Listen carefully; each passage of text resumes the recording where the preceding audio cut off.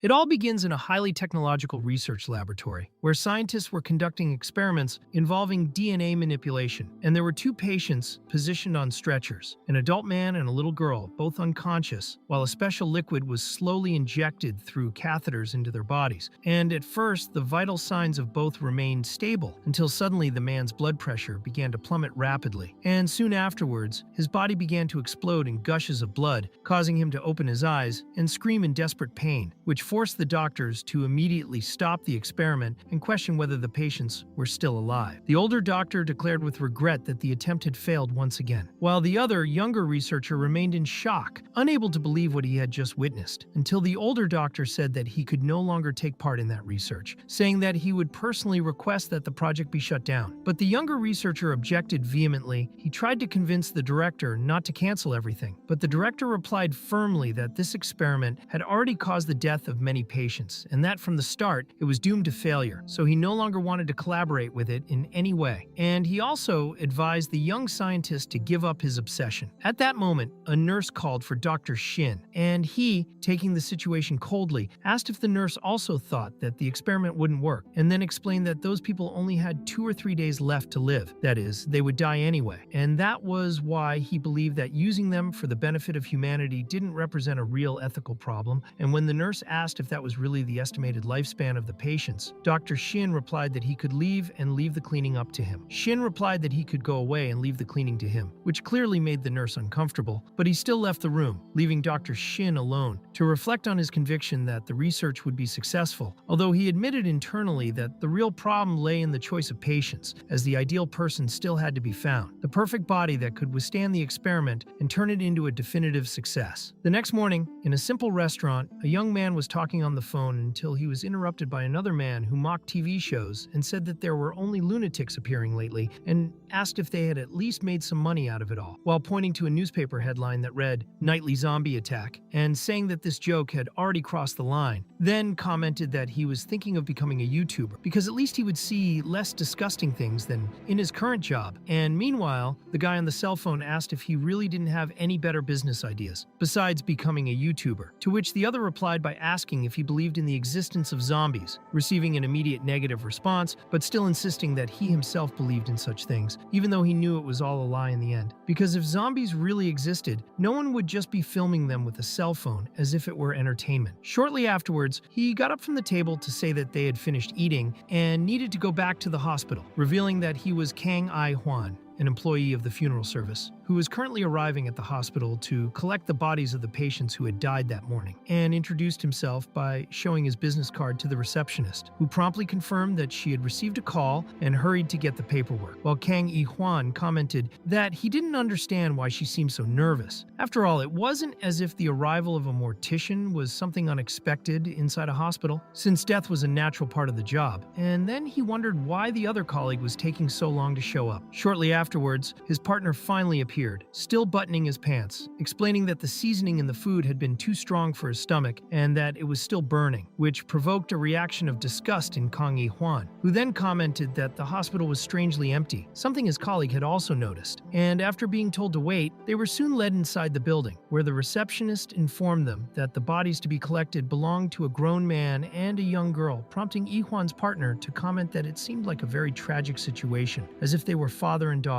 Kang I-Hwan commented that, according to the information, the two had died in a car accident, and Jinmin confirmed that this was what was recorded. But I-Hwan found it strange, as the man's body was in a terrible state, with severe injuries, while the girl's body seemed almost intact, except for a superficial wound on her arm. And he also commented that there were no signs of surgery, which made him wonder why they were both in an operating room if they supposedly hadn't been operated on. Jinmin replied that this wasn't so strange, as it could be that the girl had died before the operation had even been attempted, and as they weren't coroners, they couldn't say anything for sure, as their job was only to collect the bodies, not to do autopsies. So he suggested that they get started straight away. With that, the two of them picked up the necessary papers and tools, such as tweezers and gloves, and Jinmin commented that he now understood why someone might want to leave that kind of job, but he remembered that they were paid to do it and didn't have much choice. While carrying out the cleaning procedures, Yi-Hwan was brushing the body's teeth when he felt a pinch on his finger, and Jinmin asked him if he had cut his teeth, to which Yi-Hwan replied that it looked like he had, but that he was fine, as it was only a light scratch and there was no bleeding, perhaps caused by a broken tooth. Even so, Jinmin advised him to change his gloves after carrying his father's body, and they put the body on the stretcher, noting that it was particularly heavy, and with some effort managed to carry it. Meanwhile, Yi-Hwan continued to stare at the little girl's body until he noticed something that made him deeply uneasy, because the wound on her arm had completely disappeared, something he swore was there before, which led him to comment to Jinmin, insisting that the wound had disappeared inexplicably. But before they could discuss it further, Yi-Hwan felt a strange wave run through his body. He lost his balance and fell unconscious to the ground, leaving Jinmin in a panic. When Jinmin tried to help him, Yi-Hwan could only mumble that his body felt strange, as if everything was falling apart inside. And then he began to collapse completely, feeling intense pain, as if his DNA was being directly affected, and as if his heart was about to explode from the inside out, while a sensation of extreme heat took over his entire body. In this state of confusion and pain, Yi-Hwan wondered if he was going to die right there, so absurdly and suddenly, trying to resist the feeling that his body was breaking down inside, while Jinmin screamed for help, desperately calling for doctors and nurses. However, while all this was going on, the little girl's body, which had previously been immobile, began to tremble involuntarily. Sometime later, Yi-Hwan woke up still on the floor, confused, not understanding exactly what had happened until he remembered that he was in hospital and that he had fainted. But then he heard a disturbing sound coming from the room, and when he turned around, he realized that the little girl was standing up, banging her head against the metal door in a continuous and disturbing way. Yi-Hwan was shocked to see the scene, unable to understand how the girl could be standing after being dead. And when he looked over, he found Jinmin's body, now lifeless, lying on the floor in a pool of blood, which made Yi-Hwan ask himself what was happening there, why his own hands were completely bloody, and why he couldn't remember everything. The girl, with her mouth stained with blood, looked at him for a moment with a blank stare, then slowly turned her head and continued banging against the door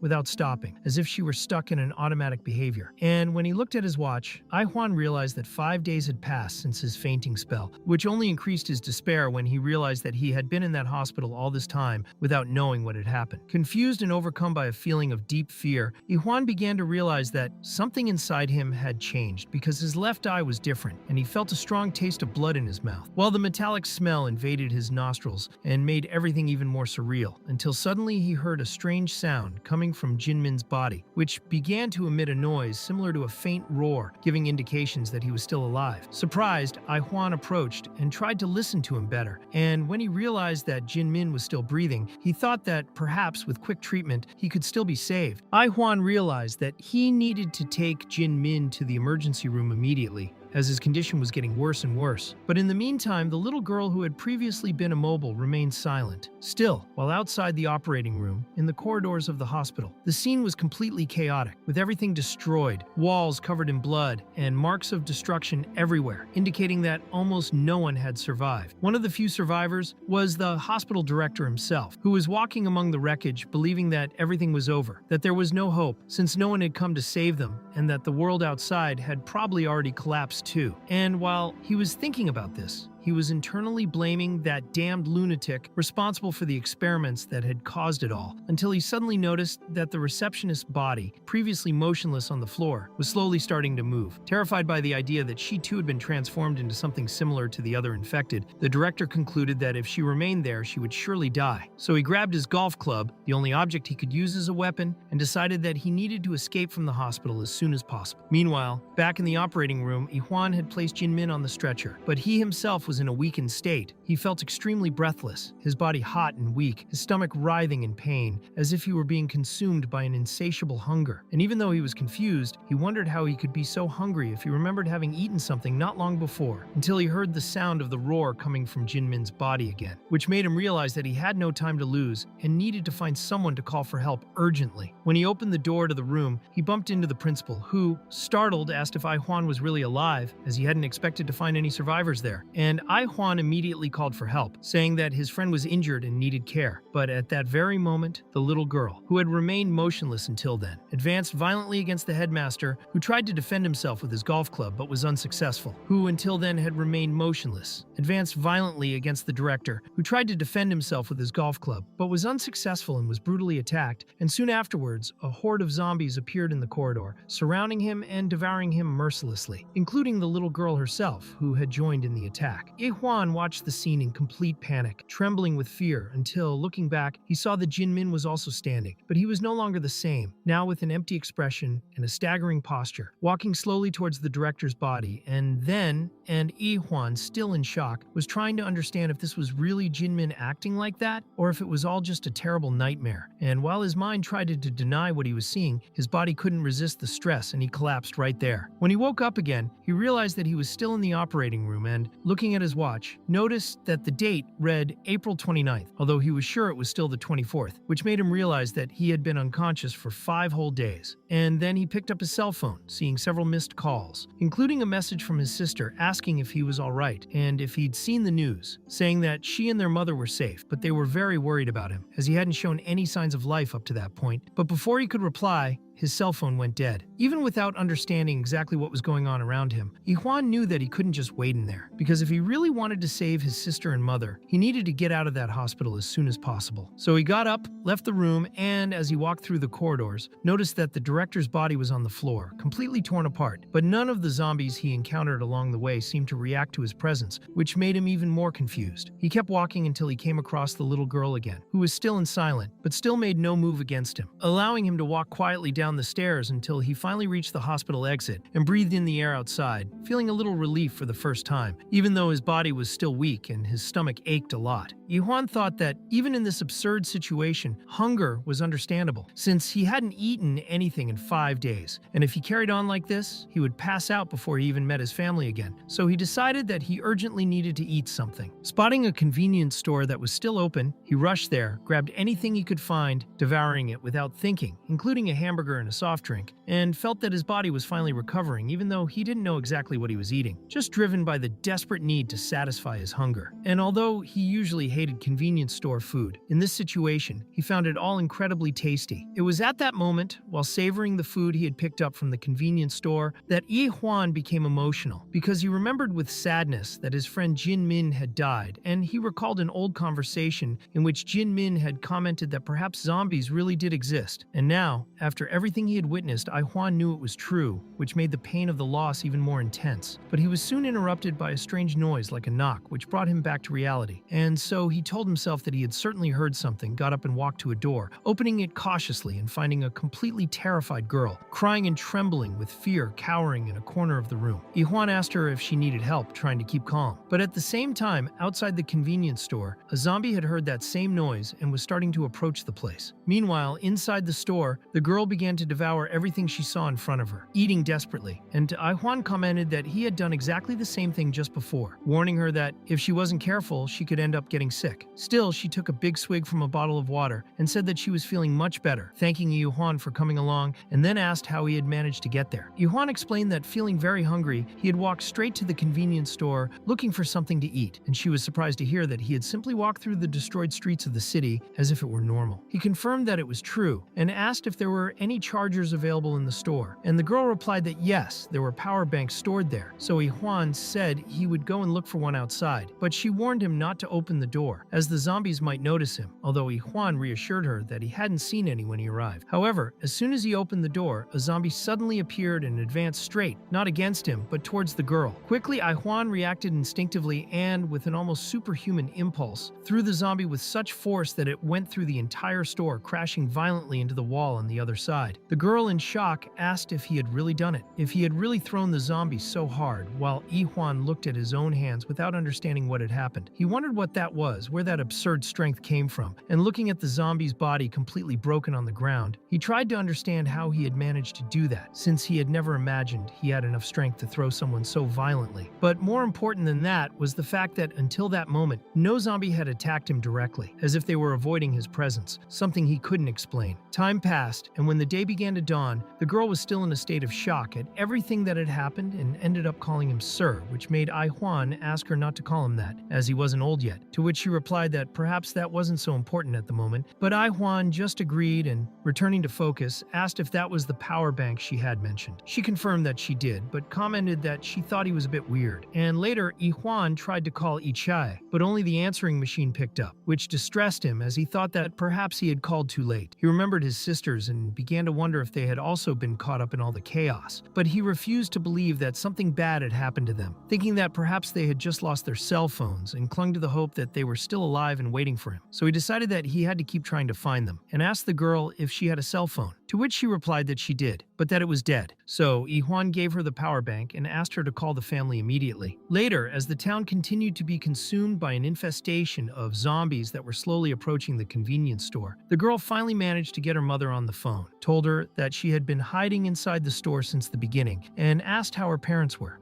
Relieved to discover that everyone was alive, she thanked her with emotion, saying that a gentleman had helped her survive, and Ai Huan, hearing this, thought again about the fact that he was being called a gentleman, and mentally commented with irony that he was only 28, so he didn't understand why they were treating him like an old man. The girl then asked if it wasn't better for her to go home, wanting to understand how she could do that in that situation, and also asked if her parents were still alive, since her mother had said they were surviving, and even though she was hopeful, she asked her mother not to give up, although she was visibly shaken, afraid that in a short time her parents might no longer be alive. Faced with this, Ai Huan had an idea and asked where her house was, saying that he needed to get out of there to look for supplies. And although it was a bit far, he needed to keep going as he still wanted to find his sister. And if she also wanted to go out in search of her own family, then he suggested she go with him. However, before they could make any decisions, they both heard a loud noise coming from the store, and Ai Huan peeked through the door, realizing that several zombies had invaded the place, this time in greater numbers, not just one as before. The frightened girl asked if the zombies were really out there and how he planned to get out of the situation, to which Ai Huan replied that getting out wouldn't be easy, and that was why she needed to pay attention, because from that moment on, no matter what happened, she shouldn't leave the place. As he improvised a weapon, he warned her once again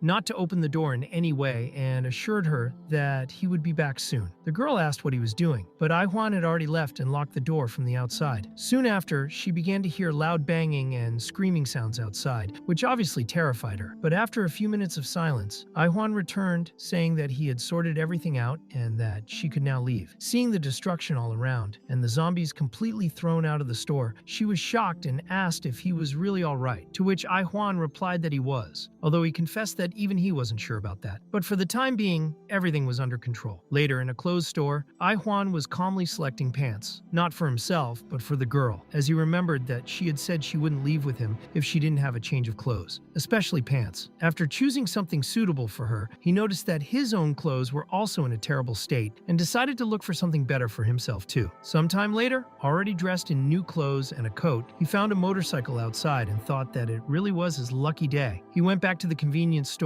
and handed the clothes to the girl, standing outside while she changed, respecting her privacy. She came out wearing an outfit that looked comfortable and even a little stylish, and Ai Huan apologized for not understanding anything about women's clothes, saying that he just took what he thought would fit well. And she replied that it was fine, saying that she didn't mind and that everything was fine. They then noticed that, for the time being, there were no zombies in sight, and Ai Huan suggested that they go out to collect more supplies before leaving the place, noticing a baseball bat under the counter, probably left there as a safety item, which he decided to take just in case. The girl asked him if he was really taking it seriously, saying that she felt she was putting Ai Huan in danger and that he didn't need to help her that much, as he must also have a family to protect. Ai Huan once again replied that he wasn't old and that she didn't need to feel guilty, because he believed that at some point he too would need her help. And besides, there was something strange, since the zombies weren't attacking him, they weren't biting him, as if they were ignoring him completely. Later, with the road overrun by zombies at night, Ai Huan sped off on his scooter without worrying too much, because the zombies, apart from being slow, couldn't catch up with him, and he believed that speed was enough to leave them behind. As he drove through the city towards where he believed his sister to be, he thought intensely that she had to be all right, because he was going to save her. Meanwhile, at a gas station further away, another survivor was hiding, clutching the last bottle of water he had, and thinking that this was the end of the line, because without any resources, he considered himself completely doomed. He wondered how he'd had the misfortune to end up hiding in a convenience store that had already been looted, as if even in the final moments of his life, he couldn't be a little lucky. And this only reinforced the idea that his entire existence, even though he was an exclusive reporter, had come down to just one relevant story, until he suddenly heard the sound of a motorcycle approaching and thought that perhaps there were survivors nearby. So he looked out and saw Yi-Huan getting off his bike, which made him wonder if they were really going to stop for gas in a situation like that, as it would be a huge risk. But he still thought he should warn them, only before he could do anything. A loud noise caught his attention, and he saw one of the zombies being thrown, realizing then that it was Yi-Huan himself who was taking on all the zombies with his bare hands, destroying them with extreme force, decapitating them, tearing off arms and legs as if they were rag dolls, and this made the man inside the store wonder what kind of absurd force that was. While he was watching all this, a zombie ran towards Yi-Huan,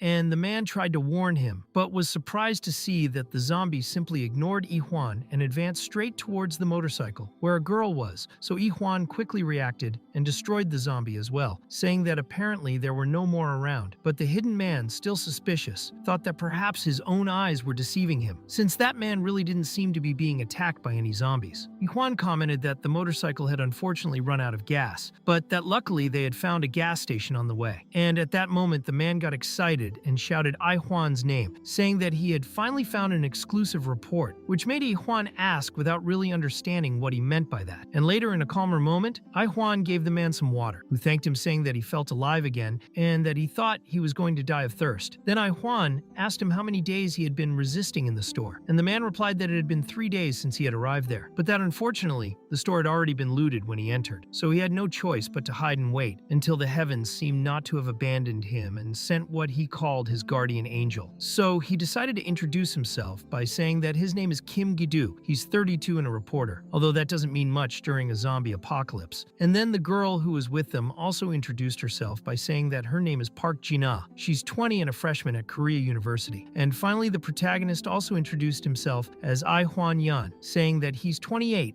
and that before the apocalypse, he worked as a funeral director, which made Kim Gi-do comment that it was a rare profession and that he didn't look like he did that kind of work, to which Ai-Hwan responded by asking if that was meant as a compliment, while Park Ji-na looked at him carefully and asked if he really was 28, since for some reason she thought he was older, which made Ai-Hwan think that he didn't know what hurt more, whether it was the situation itself or being called sir. Kim Gi-do commented that the two of them, Ai-Hwan and Park Ji-na, had met after the apocalypse began, and Park Ji-na confirmed that they had, and that the little uncle had saved her since she was also trapped in a convenience store like him. And Ai-Hwan admitted that he hadn't even asked her name until then. Then Kim Gi-do concluded that everyone there had been through hard times and that they could swap more stories later, but that now there was something he really wanted to know. So he asked if Ai-Hwan really wasn't attacked by zombies. Meanwhile, a large horde of zombies was beginning to approach the post from outside, and Kim Gi-do asked if Ai-Hwan had fainted inside a morgue and woken up 5 days later, and Ai-Hwan confirmed that he had, although he couldn't remember exactly what happened, only that he felt very ill and fell. And Kim Gi-do commented that in an apocalypse, any story that sounds convincing can be true. So he asked if after that he left the hospital and found Park Ji-na, and Ai-Hwan confirmed it again, saying that's exactly what happened. Kim Gi-do then recalled that Park Ji-na had said that she had been in that store for 5 days before being rescued, and that she had managed to get in touch with her family, which Park Ji-na confirmed by saying that she had, and Kim Gi-do said that her family hadn't heard from her for 5 days, which matches the time she had been imprisoned. So Park Ji-na wanted to know what exactly happened during those 5 days, to which Kim Gi-do replied by saying that basically it was during that period that the whole world completely turned into a zombie apocalypse, leaving everything in complete chaos. In the beginning, it really did seem like hell, because people who were fine suddenly turned into zombies without any warning, and a large part of the population ended up dying in that first moment without even understanding what was happening, which made it all the more cruel, because the worst part was that many victims were murdered at the hands of their own friends and family who were already infected and didn't know what they were doing. And so, when Ai-Hwan spoke about it, he soon realized that Gina was visibly shaken, since it brought back painful memories for her. Kim Gi-do quickly realized his mistake and apologized, as he had spoken insensitively, then tried to make amends by saying that he truly believed that her family was still well, explaining that if she was able to communicate with them by phone, that That meant that they were alive somewhere and would surely be reunited. And Gina, although visibly nervous and insecure, replied yes, that she still had a hope. Then Ai-Hwan asked how it was that Kim Gi-doo ended up trapped in that convenience store, and Kim Gi-doo replied that there was no need for so much formality between them, since now they were all in the same boat, facing the same chaos, and then explained that he was trying to investigate the case on his own and ended up entering an extremely dangerous zone, because apparently a reporter's pay wasn't high enough for him to afford to avoid that kind of risk. So he decided to take a chance himself. But while he was doing his investigation, the car ran out of gas, which forced him to stop there, and the rest was easy to imagine. Ai-Hwan then asked if he knew at least the cause of all this, but Kim Gi-doo said that this wasn't important at the moment, because what he really wanted to understand was how Ai-Hwan had managed to demonstrate such strength against the zombies. But before they could continue the conversation, they heard a deafening noise coming from outside and realized that the horde of zombies had finally reached the post and were beginning to bang on the door with force, which took them by surprise because they hadn't noticed the approach. And now the number of zombies was only increasing. Kim Gi-doo complained, saying that Ai-Hwan had already finished off several of them, but they still seemed endless. And Ai-Hwan realized that they needed to get out of there immediately, but unfortunately, they couldn't use the motorcycle anymore because it was out of gas. So he asked Kim Gi-doo if he still had his car nearby, since he had stopped there because of that. And Kim Gi-doo replied that yes, the car was right there, but because of everything that had happened, he hadn't been able to get to it. Faced with this, Ai-Hwan picked up his baseball bat and said that he would clear the way so that the other two could get to the car, while asking them to block the door and keep the zombies away as much as possible. But Kim Gi-doo looked shocked and asked if he had gone mad, wanting to know how someone alone could face an entire horde, to which Ai-Hwan merely reminded him that the zombies weren't attacking him at all, and then turned to Gina, calmly telling her that she didn't need to worry, because he had promised her that she would come home, and promises for him weren't empty words. Gina, a little annoyed, replied that he didn't need to speak so formally to her, and Ai-Hwan gave a slight smile and said that it was fine, that he would be back soon, ready to take them to a safer place, while Kim Gi-doo watched everything in silence and thought that he was stuck with two complete lunatics. Outside, the zombies were already glued to the door. But that didn't last long, because Ai-Hwan soon came out demolishing everything with his punches, sarcastically apologizing to the zombies, but saying that he wouldn't let anyone in there, and then went on to eliminate each one of them, picking them up by the head and throwing them against the walls or destroying their skulls without hesitation. As he did so, Ai-Hwan thought that not only were the zombies not biting him, but it seemed that they didn't even recognize him as an ordinary human being. And although he didn't know the exact reason for this, he also knew that it didn't matter anymore, because what he needed right now was to protect those two people and make his way to the car,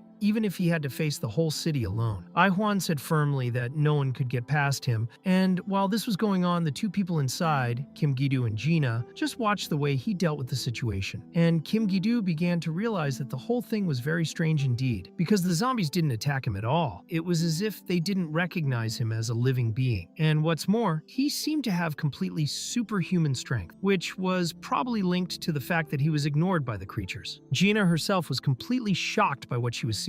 But as Ai-Hwan continued to stand there in the middle of the fray, destroying everything with his bare fists, he began to think that he was very hungry. A strange hunger, similar to the same feeling he had after going 5 days without eating, just like that day when he woke up alone. And so he began to wonder if he had taken enough food and if he could stop to eat after cleaning up all those zombies. But before he could think of an answer, he had a kind of sudden vision, seeing in his mind the moment when he first met Gina. And then he felt his body go weak, fell to his knees, feeling as if he was collapsing, and wondered what exactly it had been, if it really was a vision, or if perhaps he was starting to crave human beings, just like the zombies did. Meanwhile, Gina was already approaching the door trying to get out to help him, but Kim Gi-doo stopped her, saying that it was too dangerous and that they could die if they went to him in that state. But Gina couldn't accept the idea of leaving him alone like that. Her concern ended up serving as strength for Ai-Hwan, who rebelled even more and got up full of rage, going back to destroying the zombies with more brutality than before. And at that moment, he seemed to be overwhelmed by a mixture of pain and fury, panting but extremely determined. Kim Gi-doo, watching all this, asked if he was really all right, because the impression was that he had become even stronger than before. But Ai-Hwan, despite everything, still thought to himself that no, he wasn't like those damn zombies. He was a human, and he would never allow himself to become one of them, no matter how much something strange was going on inside him. Later, when he was finally able to breathe a little, Ai-Hwan was drinking some of the water they had saved, clearly exhausted, and apologized for having consumed that precious resource. But Kim Gi-doo replied that they were only alive because of him, so he could drink to his heart's content. And Gina asked if he was really alright, and Ai-hwan said yes, that he had only lost a little strength during the fight. Kim Gi-doo said that this was completely understandable, because even if the zombies didn't attack him, it must still have been extremely tiring to face so many of them at once. But despite this, Ai-hwan realized that his hunger wasn't going away, that there was something strange churning in his stomach, so he refocused on the plan, telling Kim Gi-doo to go to the car, which he had said he had left nearby. And Kim Gi-doo confirmed it, saying that the car was indeed nearby, and that if they could get a gallon of gasoline, they could move on. Ai-hwan then said that it was better to stick together, because acting separately at that moment was too dangerous, until suddenly a new survivor appeared out of nowhere, asking for help, and Kim Gi-doo was startled, thinking it was another zombie. But they soon realized that it wasn't, and along with him, other people also began to appear, all asking for help. Gina said that they should help, but Kim Gi-doo asked them to be careful, because it wasn't just because they weren't zombies that they could be considered safe, and reminded them that the world had turned completely upside down in the last 5 days. Even so, Gina insisted that she couldn't ignore people who seemed to need help, and Ai-hwan agreed with her, saying that this was the time to join forces and help as many people as possible. And Kim Gi-doo, although suspicious, replied that if the two of them thought like that, he didn't have much choice but to go ahead with their plan. Gina then opened the door and let the others in, and as expected, they all wanted to take advantage of the situation, drinking the water that was there, including a man who said he was injured, lying on the floor pretending to be unconscious. And Gina asked what exactly had happened to that group. One of the new fatter survivors replied that they didn't know for sure, that he had just suddenly fainted, and Kim Gi-doo asked if any of them had been bitten, to which the same man replied no, that absolutely no one there had been bitten, and another added that they had been together since the day before, and if anyone had been bitten, they would have become zombies by now. Even so, Kim Gi-doo couldn't completely trust them, and asked what the group's plans were from now on, to which they replied that they had no definite plan, that they just wanted to find someone who could help them survive, and that's why they had followed the sound of the fight all the way there. Kim Gi-doo commented that he found the whole thing very suspicious, but Gina cut him off at the same moment by saying that,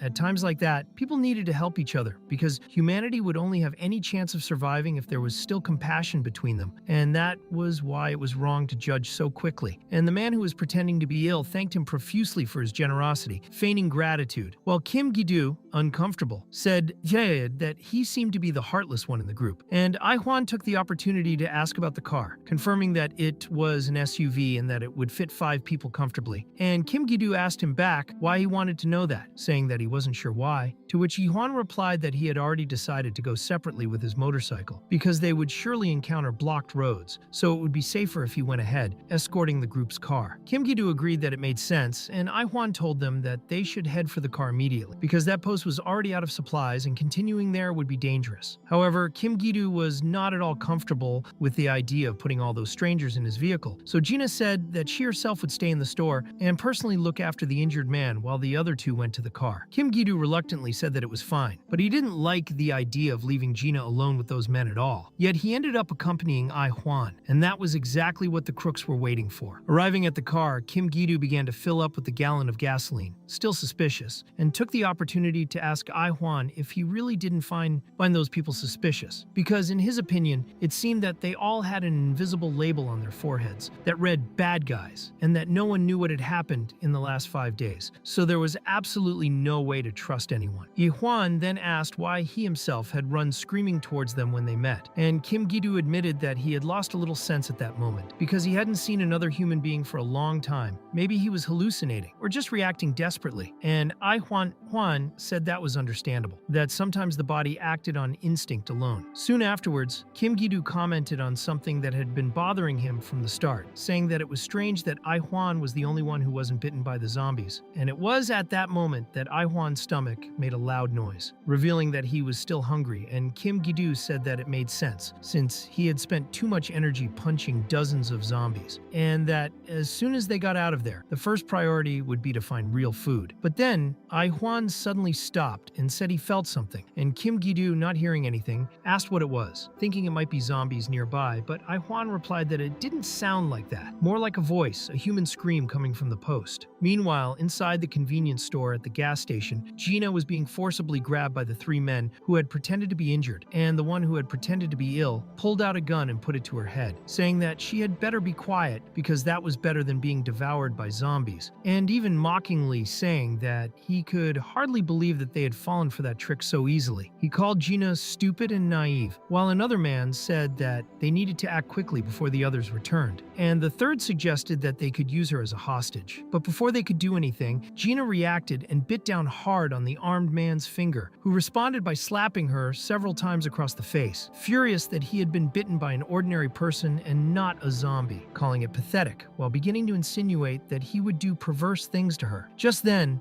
Juan appeared in the doorway of the store with his eyes glowing like a zombie's, and in a single movement, he punched the armed man so violently that he threw him against the wall on the other side of the store, stopping the attack in the same second. The two men who were still alive looked at each other, trying to understand when exactly that guy had appeared, and before they could even react, Juan, who was no longer in a good mood, looked directly at Gina, seeing the state she was in, bruised, frightened, and with her face scarred by the slaps, which made an even deeper fury grow inside him. Shortly afterwards, Kim Gi-doo arrived with his car after filling up, and as he approached the entrance to the store, he saw what had happened and ran to Gina's aid, saying that he knew that bad feeling wasn't just something in his head.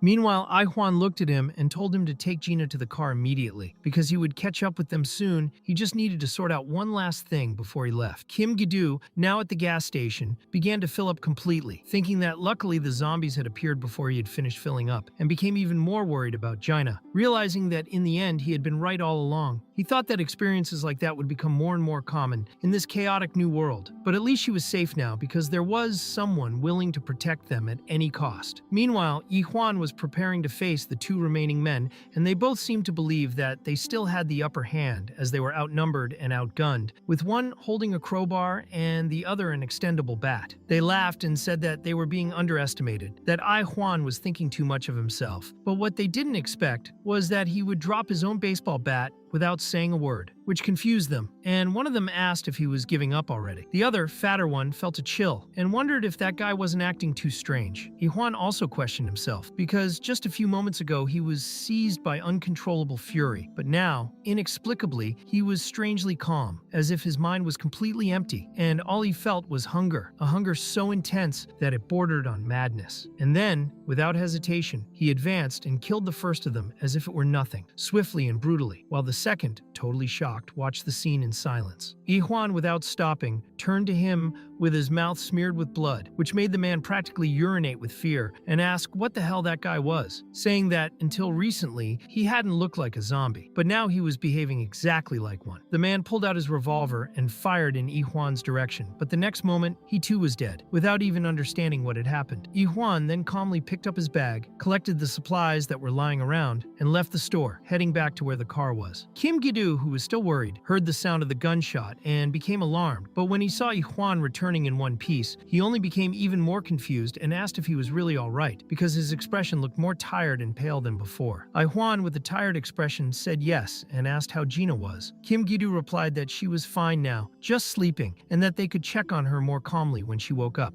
Juan then replied that that was a relief and handed him the revolver he had taken from the man, saying that he might need it more than he did, because now Kim Gi-doo also needed to protect himself and Gina. Juan added that from now on, it would be best for them to follow Kim Gi-doo's instructions without question. And when Kim Gi-doo asked again if he was really alright, Juan just stayed silent for a moment, then replied that yes, he was fine, and asked why not. He said that the most important thing now was to get out of there as soon as possible, because nobody wanted another horde of zombies to appear out of nowhere. Kim Gi-doo, seeing his expression and the state of the place, took one last look at the crime scene inside the store, looked at the revolver in his hands, and realized that it was better not to ask any more questions. So he just got into the car and started the engine. And so they drove away from that cursed gas station, leaving behind yet another terrible reminder of the apocalypse that was now the new world. They were driving down the avenue with Kimiko leading his motorcycle, while Kim Gi-doo was right behind driving the car Gina was in. And at that moment, she began to regain consciousness, still a little dizzy, but already able to speak with some clarity, so she asked in a weak voice what was going on, and Kim Gi-doo wanted to confirm that she really was better, to which she replied yes, even though she didn't really understand what had happened. And that's when Kim Gi-doo explained that she could now rest easy because Yi Hwan was dealing with those bastards from before, and firmly stated that he would never leave her alone again, which made Gina so emotional that she started to cry. Then Kim Gi-doo asked her if she was in pain anywhere or if she had hurt herself again, but she replied tearfully that it wasn't that, but that she was shaken by the people who had done that to her, because all she wanted was to help, and even in a destroyed world like that, she thought people should still help each other to survive, and now she felt she couldn't trust anyone anymore, because it didn't make sense to go out of your way to help and still be betrayed like that. And Kim Gi-doo said that she was right, that it was the most sensible choice in that kind of reality where nothing could be predicted with certainty. But even if she didn't trust anyone else, it was important that she at least trusted Yi Hwan, because whatever happened, he would protect her, even from himself if necessary. Later, inside a multi-story building, Yi Hwan was in one of the apartments where he had just defeated a zombie, and even though he was panting, he wondered if that was the last creature in the place, because he had already faced many, but he believed that there shouldn't be any more enemies there for the time being. Meanwhile, Kim Gi-doo observed the rooms and thought that everyone there could take one of the free rooms to settle down, until he noticed on one of the tables a family portrait of that resident, and then he looked at the body of the man lying on the floor, apologizing silently and wishing him rest in peace. Immediately afterwards, Kim Gi-doo asked if he had checked everything, and Yi Hwan confirmed that he had, at least the rooms that were open, because the locked ones seemed safe since the zombies themselves couldn't get out. And Kim Gi-doo said that this was great, because they could finally breathe a little more calmly, so he suggested that everyone settle there for the time being, which surprised Yi Hwan, because he thought it was strange that Kim Gi-doo was saying that, since he had insisted that they continue traveling while they still had the car. But Kim Gi-doo explained that it was too late now, that he himself was exhausted, and that even though there was little difference between day and night in that chaotic world, it was still better to rest at night, especially since Gina urgently needed rest before moving on. Yi Hwan was silent for a few moments, and then asked if she was really going to be all right, and Kim Gi-doo answered sincerely that of course not, because in a world where no one could be trusted anymore, it was natural for her to feel hopeless. But that was precisely why Yi Hwan's presence was essential, because in a reality where trust was a rare luxury, he was the only person she had been able to lean on, and that even without realizing it, he was her anchor at that moment, the only person who had saved her, who had stood by her, and who had protected her up to that point, and that even though they had met that very day, it was enough for her to believe that she could trust him. Kim Gi-doo commented that it was impressive to think that all this had happened in just one day, even though he knew that during an apocalypse, this type of situation became commonplace, and then explained that the main reason for him agreeing to stop and rest there had been Gina's urgent need for rest. But he also confessed that a second reason was Yi Hwan himself, since he, being a reporter, might not seem so useful in the midst of the chaos of the end of the world, but he still aroused his curiosity. So he took out his voice recorder and began to take notes in order to better understand who Yi Hwan was, asking if he knew why the zombies weren't attacking him, because that wasn't normal, and he wanted to know if he had any idea why it happened. Yi Hwan replied that, in fact, it wasn't just that the zombies didn't bite him. It was as if they didn't even recognize him as a human, which made everything even stranger, and Kim Gi-doo concluded that there was probably some hidden principle behind this condition, and that, as it was still the first day of the apocalypse for them, there wasn't enough information to draw any conclusions. But he asked that if Yi Hwan discovered anything new about his condition, he should let him know immediately. He then asked if Yi Hwan was some kind of athlete or practiced any sports, and when he heard no, he was even more surprised, because his strength was absurd, almost superhuman, and even in the face of the zombies, he seemed invincible, as if he were a different creature from the rest. So he asked if Yi Hwan had any idea why his strength was so abnormal. Yi Hwan replied that he didn't know either, and Kim Gi-doo, realizing that he was being too insistent, apologized for asking so many questions, saying that perhaps his old habits as a reporter had returned without him realizing it. But he recognized that Yi Hwan had saved his life, and there was no reason to keep questioning him like that. Yi Hwan said no problem, and then Kim Gi-doo remembered that earlier he had said he was looking for his sister, so he wanted to know if he knew where she was now. Yi Hwan replied that he didn't know for sure, but he planned to go home, since he lived in Yanggang, even though it was a far and dangerous place. And when Kim Gi-doo commented that it was a long and difficult journey, he asked why he had stopped to help Gina halfway, and Yi Hwan replied naturally that he just thought it was the right thing to do. Gina, who was already awake at that moment, listened to everything in silence and was deeply touched by his words, holding back the emotion that rose in her chest, and Kim Gi-doo, noticing her reaction, commented that Yi Hwan was too nice, and that one day he could end up getting hurt because of it, which also explained why Gina had placed so much trust in him. As they still had little information about the infected, Kim Gi-doo said he would record everything they had discovered so far, and And as Yi Huan was the only one who had faced the zombies up close so far, he wanted to ask if he had noticed anything special about the infected, any characteristics that could be useful in understanding more about them. Yi Huan said he hadn't looked closely enough, but commented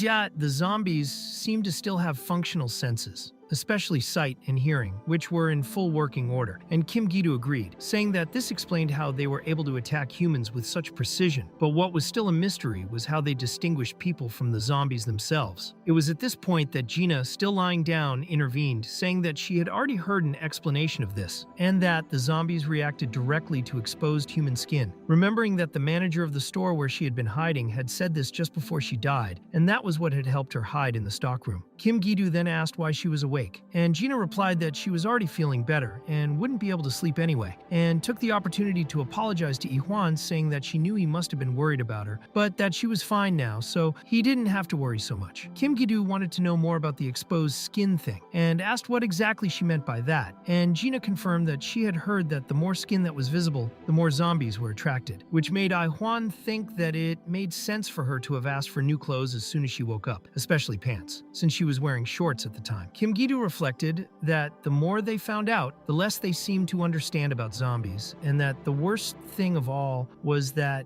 they still didn't know exactly how people transformed, so he suggested that it might be a good idea to look for gloves, masks, or clothes that covered as much skin as possible. It was at this point that Gina noticed that the radio next to her had turned on by itself, and as she turned the dial to FM 108.8, she began to hear static, but soon a voice came on saying that this was the 6th day since the virus had spread, and that although nothing had changed so far, at least there was still a ray of hope for those who continued to survive. The MBS radio broadcast started at exactly midnight, with the announcer announcing that it was the early morning show, and in the background, a tired voice telling us that the clock was striking 12:11, and that the broadcast was officially starting, mentioning that 5 days had passed since martial law had been declared, and since then, there had been no official pronouncement from the government. Kim Gi-doo, upon hearing this, asked in surprise if it was real and if the radio was still working, and Yi Huan, looking closely at the radio, commented that it seemed to be a live broadcast, to which Kim Gi-doo reflected by saying that if MBS was still operating, perhaps the station was still standing. But Yi Huan pondered that it was also possible that those people were just trapped inside the station, not necessarily safe, and that perhaps that transmission wasn't even aimed at informing the other survivors, but rather a way of keeping those inside sane, so that they wouldn't go mad in the silence of the end of the world. Gina then commented that the MBS station wasn't that far away, and wanted to know what they would do about it, but Kim Gi-doo, not wanting to take the lead, replied that he would leave that decision to Yi Huan, since without him, no one would have a chance of getting there. And Yi Huan replied that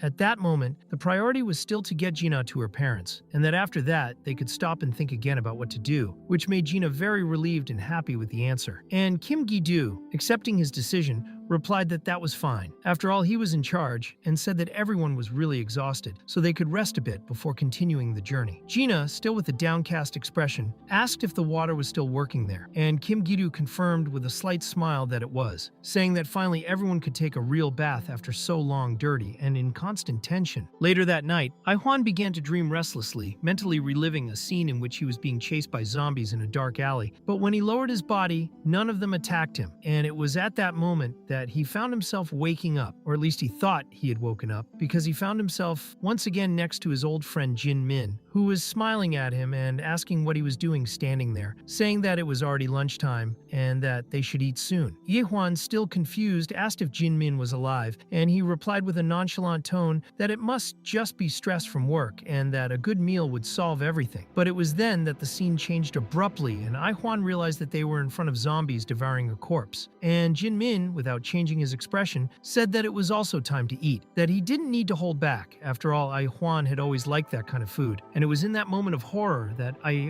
Huan found himself eating human flesh, which made him wake up immediately, sweaty and panting, still in the makeshift bed in the apartment, feeling his heart racing and muttering to himself that no, he wasn't a monster and would never become one. The next morning, the scene changed to show Gina's parents, who were still alive despite the critical situation, since this was the 6th day since the outbreak began, and although they were without food, they hadn't been infected either, just surviving day after day with their thoughts fixed on their daughter. Gina's father remembered her phone call when she said that a good person had rescued her, so he believed she was in a safe place. But her mother, her eyes watering, said that even if she was going to die there, all she wanted was to see her daughter one more time. The father tried to comfort her by saying that at least they had managed to say goodbye to her somehow, which should have been enough. But then a loud noise interrupted them, and the mother asked in fright what exactly that had been. The sound was of a motorcycle approaching quickly down the street, and his father commented that perhaps they were survivors passing near the building. So he ran to the window and looked out, where he saw that there really was a person on a motorcycle approaching. And when he realized who it was, he opened his eyes wide, wondering why that idiot was there in the middle of a dangerous area, and how it was possible that the zombies hadn't attacked him yet. Outside,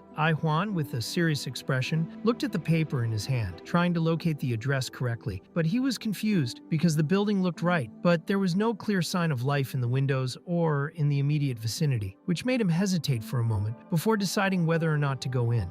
Juan thought that, with so many zombies accumulating in that area, it was only natural that there was no sign of visible life, because the locals were probably all hiding, and decided that the best thing to do at that moment was to clear the place first. So he pulled out his steel baseball bat and went down hard on the zombies, hitting them one by one with precision and brutality until the entire street was clear of any threat. From above, Gina's parents watched the scene in complete shock, unable to believe what they were seeing, because that man alone was facing and defeating an entire horde of the undead without showing any hesitation. And her father, confused and impressed, asked himself who exactly that guy was, who was fighting as if he were invincible. After clearing the entire street, Juan looked around and concluded that Kim Gi-doo's car would never make it up there because the road was completely clogged with garbage, debris, and corpses, so he decided to go up alone first so as not to make Gina worry about what he would find, walking toward the building where her parents were sheltering. As he approached the entrance, they both tensed up, startled to see someone apparently forcing their way into the building, and Gina's father asked if they should go out and confront him, but her mother cautiously said that they still didn't know who the man was. It was at this point that they heard Juan knocking on the door, and from outside he said in a firm voice that he was looking for Gina's parents' house, as he was there because of her, which left them both in shock, as they hadn't expected to hear their daughter's name in the midst of such an extreme situation. As soon as they opened the door, they were visibly surprised to see someone who knew Gina, and Juan, for his part, was equally impacted by their reaction, realizing at that moment the importance of that reunion. Shortly afterwards, Gina arrived and their reunion finally took place. The three of them hugged each other, crying with emotion, feeling relieved that they were still alive and together, and it was a brief but very intense moment of true happiness. Kim Gi-doo, who had stayed behind out of respect for the moment, eventually approached and apologized for interrupting, but explained that it was still dangerous for them to stand outside and that it would be better if everyone got to a safe place as soon as possible. To which Gina's father, visibly moved, held Kim Gi-doo's hand tightly and thanked him sincerely and emotionally, saying that he would never forget what they had done for his daughter. Kim Gi-doo, a little awkwardly, replied that he hadn't done much, and that the real credit went to Juan. But Juan just said that it didn't matter at the moment, because the most important thing was that Gina was back and safe. So they all went into the apartment, and Gina's parents commented on how incredibly lucky they felt to still be alive. The father explained that, on the day it all started, he had luckily only worked part-time and come home early, which had allowed them to take shelter before the situation got out of hand, and that he had barricaded the windows and the front door, preventing the monsters from breaking in. Even so, during all those days, he never gave up hope that his daughter was alive, and he said he didn't even know how to express his gratitude that they had brought her back. Kim Gi-doo said again that he hadn't done anything, and that, in fact, he was the one who had been helped by Gina and Juan at various times. Juan then asked if Gina's parents had stayed there the whole time during the last 6 days, and the father replied that, yes, that's right. They hadn't left the building once since the apocalypse began. He explained that the electricity had gone out on the second day, but that the water had kept flowing for longer, and that was what had allowed them to survive until now. But unfortunately, the food had run out recently, so they were already preparing to starve. Juan then asked Kim Gi-doo if they had seen any accessible supermarkets on the way there, and Kim Gi-doo replied that they had, that most of them seemed locked, and that perhaps this meant that they hadn't been looted yet, as they were completely isolated and restricted. Yi-Hwan said that the priority now is to find food anyway, because without that they wouldn't be able to keep the three of them alive for long. And Gina's father asked if he intended to go out again, even with the danger outside, to which Yi-Hwan replied firmly that right now the most dangerous thing would be to remain there without food, since they had been without for 2 days. And now that Gina was home and the family was together, they needed to start thinking about the future. Kim Gi-doo agreed, saying that now that they were all together, they needed to focus on surviving, because that neighborhood was partially populated, and there was still a risk of intruders in addition to the zombies themselves, so they needed to be prepared to deal with any situation. Gina's father said that he wanted to help in any way he could, but Yi-Hwan kindly replied that this wasn't necessary, because he must be exhausted after everything. And more importantly, now that his daughter had returned home, it was better for them to take advantage of this moment and spend time together while it was still possible. Gina's father became even more emotional, and with his eyes watering, thanked her again for everything, repeating his words with a shaky voice, because he couldn't express clearly how grateful he was to have his daughter alive by his side again. But Gina, despite the joy of the reunion, couldn't help worrying about Yi-Hwan, especially now that he was getting ready to leave again. When they started organizing themselves to pick up supplies, Yi-Hwan asked if Kim Gi-doo would go along, and he said of course he would, because they wouldn't be able to carry all the food themselves, and needed to make the most of the opportunity, especially with the car as transport. Kim Gi-doo, holding a large pair of pliers in his hands, explained that he didn't want to depend on Yi-Hwan forever, as he knew he couldn't carry the whole group by himself, and firmly said that he wouldn't be a burden. Yi-Hwan accepted the help naturally, and said it was fine, that they would be back soon. Gina's parents sincerely wished them a safe return, and said goodbye with hope in their eyes. So the two of them set off on the motorcycle, leaving the family in the apartment. Gina's father, still apprehensive, asked if they really believed that they would return, and her mother commented that now that her daughter was home, the two of them might think about going another way and not returning. But Gina confidently replied that they wouldn't, because Yi-Hwan always keeps his word. Later, the two arrived in front of a large market that seemed to be intact, surrounded by padlocked chains, and Kim Gi-doo, with the pliers, managed to cut the padlock with some effort, allowing Yi-Hwan to open the doors. As soon as they entered, they were faced with a surprising scene. The entire market was full of supplies, completely preserved, with shelves full of food, utensils, and essential products. Kim Gi-doo was shocked, unable to believe that it was all really intact, and Yi-Hwan commented that it would be enough to feed at least 3 families for several months. But Kim Gi-doo corrected him, saying that it could last for years if managed properly. Without wasting any time, the two began filling bags and boxes with everything they could carry, grabbing rice, noodles, canned food, water bottles, gas cylinders, and various other items. Meanwhile, at the MBS station, a lone broadcaster was inside the studio, talking on the phone to someone, explaining that he didn't know how much longer he would be able to keep the broadcast going, and as time was limited, he couldn't afford to broadcast uncertain information. So everything he heard he wrote down carefully in a small notebook, trying to record as much as possible, until, during the call, he heard something that left him silent for a few seconds, and he wondered if it was really true.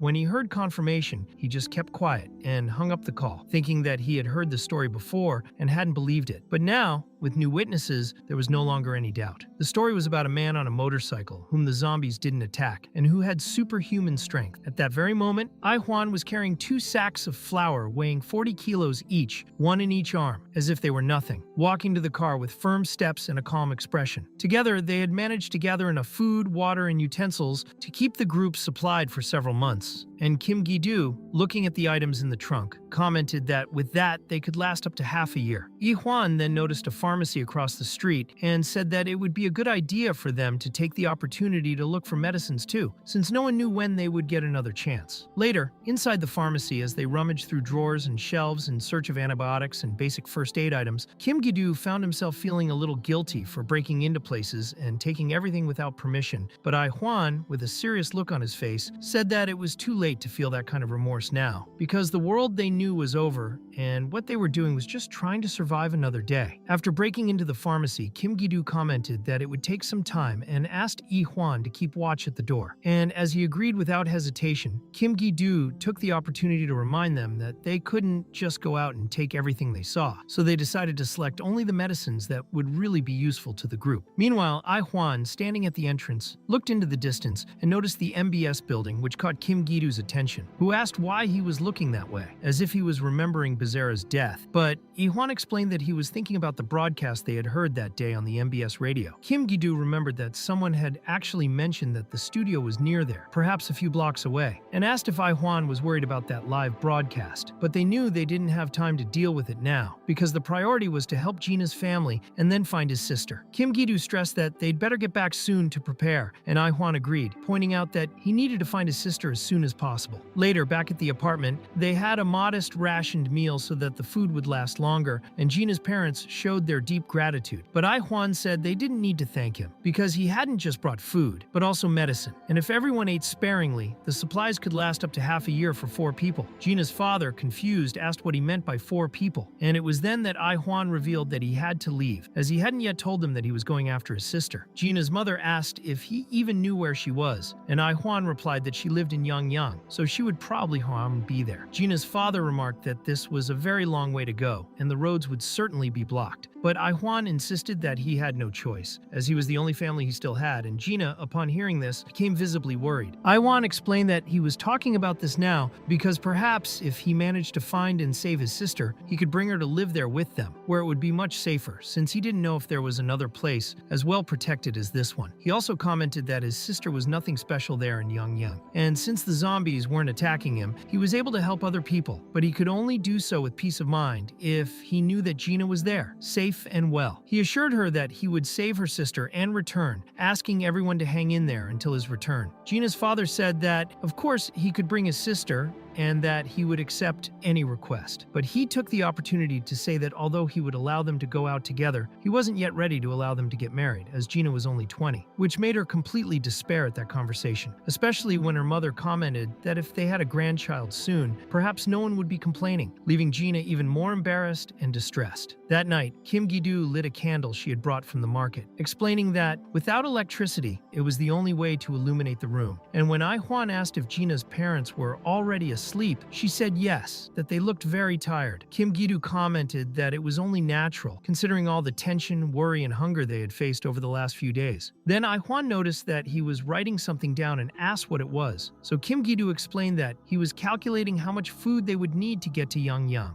Hwan, surprised, asked if he was planning to go along, and Kim Gi-doo confirmed it, saying yes. Hwan asked why he would go to such a dangerous place now that they had finally found a safe shelter. And Gina also tried to argue by saying that it was too risky, but Kim Gi-doo replied that he understood the risk, only that an important part of a reporter's job was dealing with danger, and that he still had a lot to learn about Hwan himself, so he believed that if they were together, everything would be better. Kim Gi-doo said that he himself was an exclusive report, and recalled that it was Hwan himself who had commented that they should listen to his opinions more, so he said that he wouldn't be a burden during the trip, because as well as helping out, he would also serve as a reliable source of news. Hwan just sighed, taking that as an answer, and then Kim Gi-doo added that he had already traveled through those regions precisely because of his work as a reporter, so he knew his way around the main avenues and could point him in the right direction if Hwan needed him to. When Hwan commented that Clara trusted him, Gina took the opportunity to suggest that they also take a portable radio he had found, explaining that they never knew when new transmissions would be made, and that, with that radio, they could pick up information from various regions. Kim Gi-doo, surprised, asked when she had gotten the radio, but Gina insisted that it was important, as any new news could make a difference. While they were talking, the radio that Gina had brought started broadcasting again, and the broadcaster said that many people were curious about a certain man, because he had received several reports and testimonies that spoke of someone who rode a motorcycle and who, for some reason, wasn't attacked by the infected. Kim Gi-doo, intrigued, asked if they were talking about Hwan, and soon the broadcaster commented that the first testimony had been recorded in the city of Incheon the day before, mentioning that the man on the motorcycle was clearly heading towards the city center, and that he could be a key to resolving the current situation, being considered a possible hope in the midst of the chaos. Shortly afterwards, the MBS midnight broadcast officially began, and the broadcaster explained that he initially had doubts about the veracity of the reports, but decided to investigate and confirm before releasing anything, knowing that too many testimonies could cause confusion. Even so, he said that he continued broadcasting alone, isolated in the studio, because he believed that perhaps that man was a small spark of hope in the midst of despair, and he wanted to give strength to people who were on the verge of giving up, saying that there was still hope and that salvation was on the way. At the end of the message, he introduced himself as just an MBS broadcaster, and trying to calm the heavy atmosphere, he put on some music. But as soon as he took off his headphones,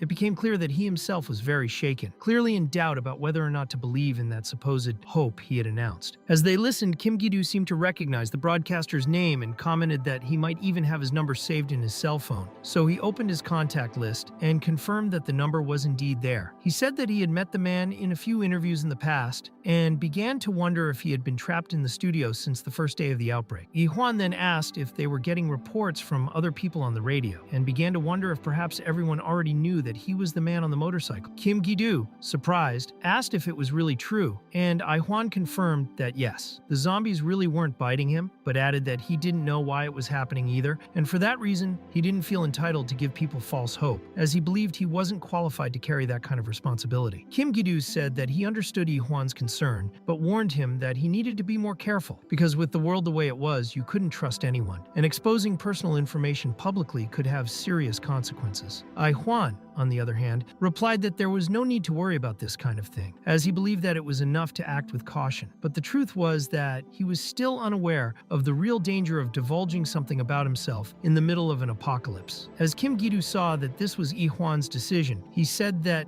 there was nothing he could do to stop it, so he decided to take the initiative of contacting the MBS broadcaster, believing that if he was the one who spoke, they would probably believe the story. He soon called Jin Cheol, who answered quickly, and Kim Gi-doo asked if he was the one broadcasting at that moment. Jin Cheol, relieved to hear his voice, asked if he was safe, and Kim Gi-doo replied that he was, and that he was calling because he had a very important testimony to share. Kim Gi-doo explained that the man on the motorcycle, who wasn't bitten by the zombies, was his colleague, which left Jin Cheol completely shocked. He apologized to the listeners of the broadcast, said that he had received an urgent call, and put another song on the air, stepping away from the microphone so that he could talk more privately. Then he asked if Kim Gi-doo was really sure of what he had said, because despite the numerous testimonies that had emerged, none of them had been confirmed yet. Kim Gi-doo firmly swore by his name that it was true, remembering that Jin Cheol had seen him interview important people, report in the middle of extreme cold, and even in front of fires. Jin Cheol thought that if Kim Gi-doo was the one saying it, then it must be true, and answered the phone saying that he only believed that story because he was the one saying it. Afterwards, Jin Cheol asked if they were really colleagues, which meant that the man on the motorcycle was with Kim Gi-doo at that moment. And Kim Gi-doo confirmed with a nod, saying that yes, he was there beside him. Jin Cheol then said that he had an important question, as the biker was becoming an extremely important figure for everyone listening to the broadcast, especially people who were in desperate situations. The idea of someone who couldn't be infected represented hope, so he wanted to know if it was true that he couldn't be bitten by zombies. Yi-hwan then replied that yes, he was that person, but that he also didn't know why that was, and explained that not only did the zombies not bite him, but they didn't recognize him as a target, as if they saw him as one of them, even though he wasn't. He also said that, although he had already been infected, he didn't know why. He also said that although he had already helped some people because of this special condition, he wasn't someone who could carry the responsibility of giving hope to everyone on his own, because he was still just a human being with many limits. Jin Cheol, after taking down all the information, said that he trusted Kim Gi-doo's word, but that he would only broadcast on the radio the facts that could be verified. He then asked how Yi-hwan could prove that he really wasn't infected. Yi-hwan replied by asking if there were many zombies around the MBS headquarters at that moment, and when he heard that there were, he said that he would go there himself to prove it. Kim Gi-doo, concerned, asked if he was really willing to go to the studio, and Yi-hwan confirmed it by saying that if that was what it took for them to believe him, he would go without hesitation. Jin Cheol explained that he was in the second studio, on the 8th floor, and Kim Gi-doo quickly warned that the station was completely surrounded by infected, but Yi-hwan assured him that everything was fine, that he would see Jin Cheol the next day. Before hanging up, Jin Cheol said that he would be waiting for him, and took the opportunity to tell Kim Gi-doo that he hadn't expected to see him again like this, asking him to take good care of himself.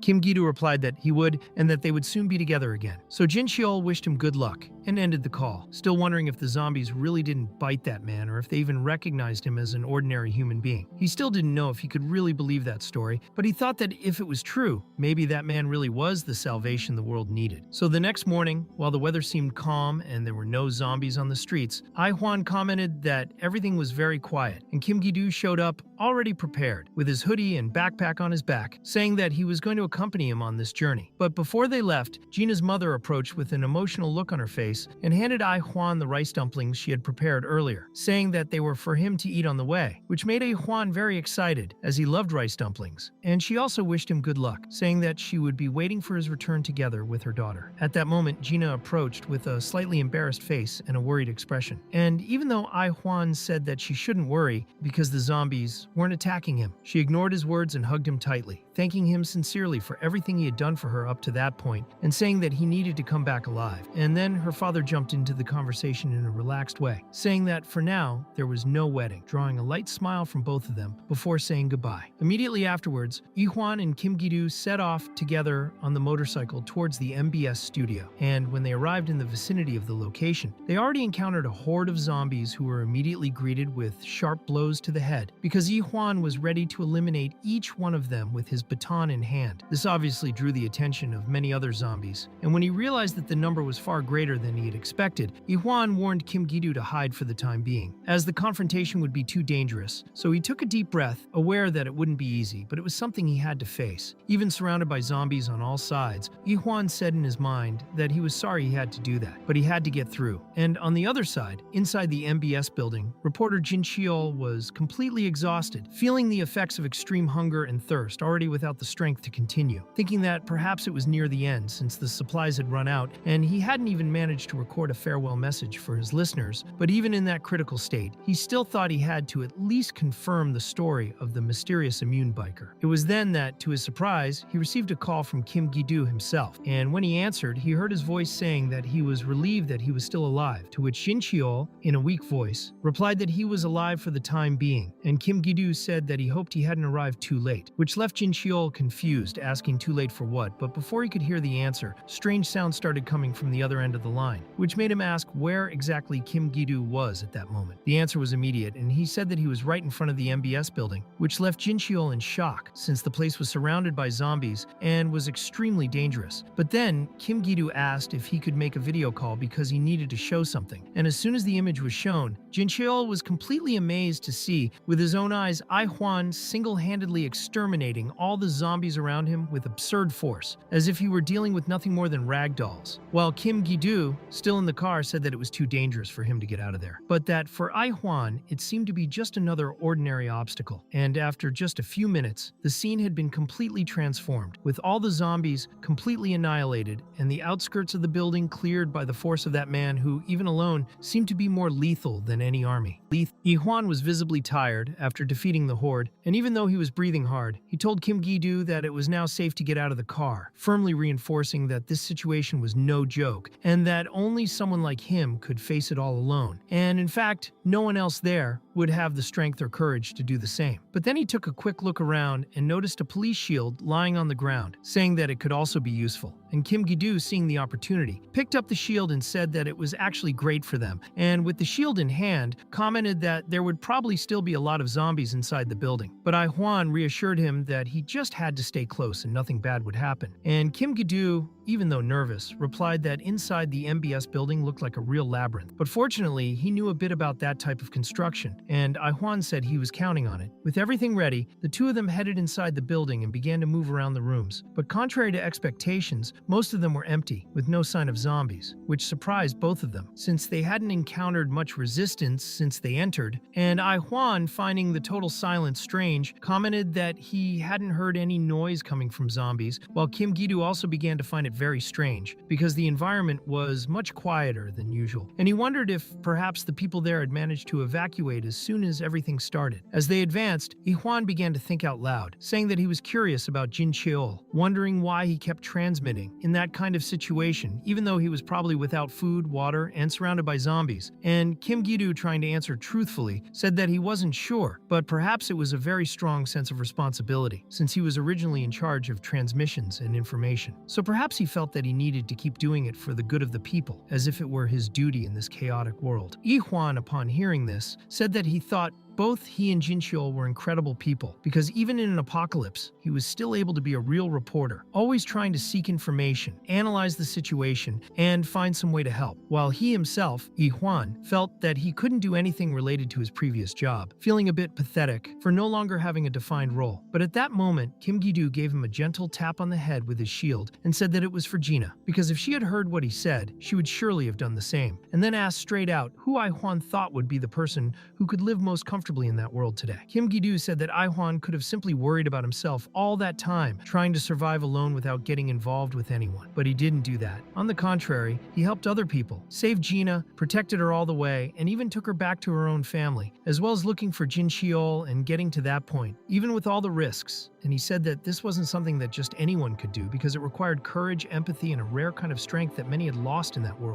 Yi Hwan chose to help people because he believes it's the right thing to do, even in a world dominated by chaos, where most people just try to survive without caring about anything else. Like those criminals who attacked Gina at the gas station. And even with all that, he continues to help out of pure empathy, which makes Kim Gi-doo indignant when he hears Yi Hwan call himself pathetic, because in his opinion, no one has done as much as Yi Hwan in this apocalypse, and he himself, together with reporter Jin Cheol, could guarantee this without any doubt. And on hearing these sincere words, Ai Hwan was visibly moved and thanked him. Soon after climbing several flights of stairs, they finally reached the 8th floor, where MBS's second studio was, and Kim Gi-doo asked if they could go down that corridor, so they cautiously opened the door and went through the quiet place. And Yi Hwan said that it seemed quiet there too, Kim Gi-doo agreed, while Ai Hwan tried to remember the instructions Jin Cheol had given him earlier, until they arrived in front of the door to Studio 6, at which point Kim Gi-doo said he was going to call him, but before he could do so, a zombie appeared behind him, ready to attack. It was at that moment that Ai Hwan, with his quick reflexes, stepped forward to protect him, but ended up being bitten instead of his friend, and with a firm movement, threw the creature straight into the elevator shaft, while Kim Gi-doo, frightened, asked if he was all right, and Ai Hwan, paralyzed by shock, could only think about the fact that he had been bitten and what that meant, believing that he was now doomed to transform, like all the other infected he had faced. Desperate, Yi Hwan asked Kim Gi-doo if he still had the gun they had brought, and Kim Gi-doo replied that he did, but he didn't understand the reason for the question until he realized what Yi Hwan was implying, and in a panic he questioned what he was intending to do, while Ai Hwan, with a determined look on his face, said that it was good that Kim Gi-doo had it just in case, because he still needed to finish off that damned creature that kept struggling nearby. However, when Ai Hwan approached to finish her off, he heard something that made him freeze. The woman was talking, asking him please not to kill her, saying that she hadn't done anything, and it was at that moment that Kim Gi-doo, completely perplexed, commented that it didn't make sense, since she had clearly attacked Yi Hwan seconds ago, but was now talking fearfully, as if she were no longer infected, which left them both confused. Yi Hwan, still cautious, took a good look at her and realized that the woman looked really scared, and even with everything that had happened, he said that it was dangerous to leave her there, and that they should take her to the studio to talk things over and see what was going on. But Kim Gi-doo, still reluctant, asked if he was sure about that, remembering that she had just bitten him, and even so, Yi Hwan replied that they couldn't just ignore her, because something was clearly different. It was then that Kim Gi-doo noticed something even more surprising, drawing Yi Hwan's attention to his own arm, because the bite mark had simply disappeared, as if it had healed itself, and this left them both completely shocked, because they had never seen anything like this happen before. Meanwhile, inside Studio 6, Jin Cheol heard all that noise coming from the corridor and wondered what was going on, until he received another call from Kim Gi-doo, who told him that they were already at the entrance and asked if he could open the door. And Jin Cheol, surprised to hear that they had actually managed to get there, said yes, that he was going to open it right now, and Kim Gi-doo, looking around, said that apparently there were no more infected around. Just that woman who until recently seemed to have been transformed. As soon as the door was opened, everyone entered Studio 6 and settled in, and both Jin Cheol and the rescued woman were immediately fed what was available, devouring the food like starving animals, which was completely understandable, since they had spent a long time eating nothing at all. Kim Gi-doo commented that for a whole week he had carried out 3 missions completely alone, dedicating himself, body and soul, to the whole thing. And Yi Hwan, seeing that everyone was safe and fed, said that now they could rest, eat, and drink as much as they wanted, and Jin Cheol, relieved, replied that that was more than enough for him, because fortunately he still had some food left over from the beginning of the apocalypse, and that compared to the rescued woman, he was in a much better situation, since she didn't seem to have eaten for more than a week. Meanwhile, Kim Gi-doo watched the woman with a certain suspicious look, trying to understand if there was something wrong, but she seemed to be acting normally, drinking water like any ordinary person, and soon after she thanked him deeply, saying that it was Ai Huan who had saved her life, and that she had no idea how she could return the favor. Then Kim Gi-doo, trying to better understand who she was, asked if her name was really Choi Suden, and if she worked at the station. But she said no, that she worked in a department store, and that on that fateful day, she was just in the wrong place at the wrong time. Choi explained that, just as she was crossing the corridor, chaos suddenly broke out, and all she could hear were desperate screams and blood splattered everywhere. So she realized that something was very wrong and started running aimlessly until she came across a huge horde of zombies that soon caught up with her and bit her, and that, from that moment on, everything turned to darkness, as if she had been swallowed up by a deep sleep, a real coma from which she has only just begun to awaken.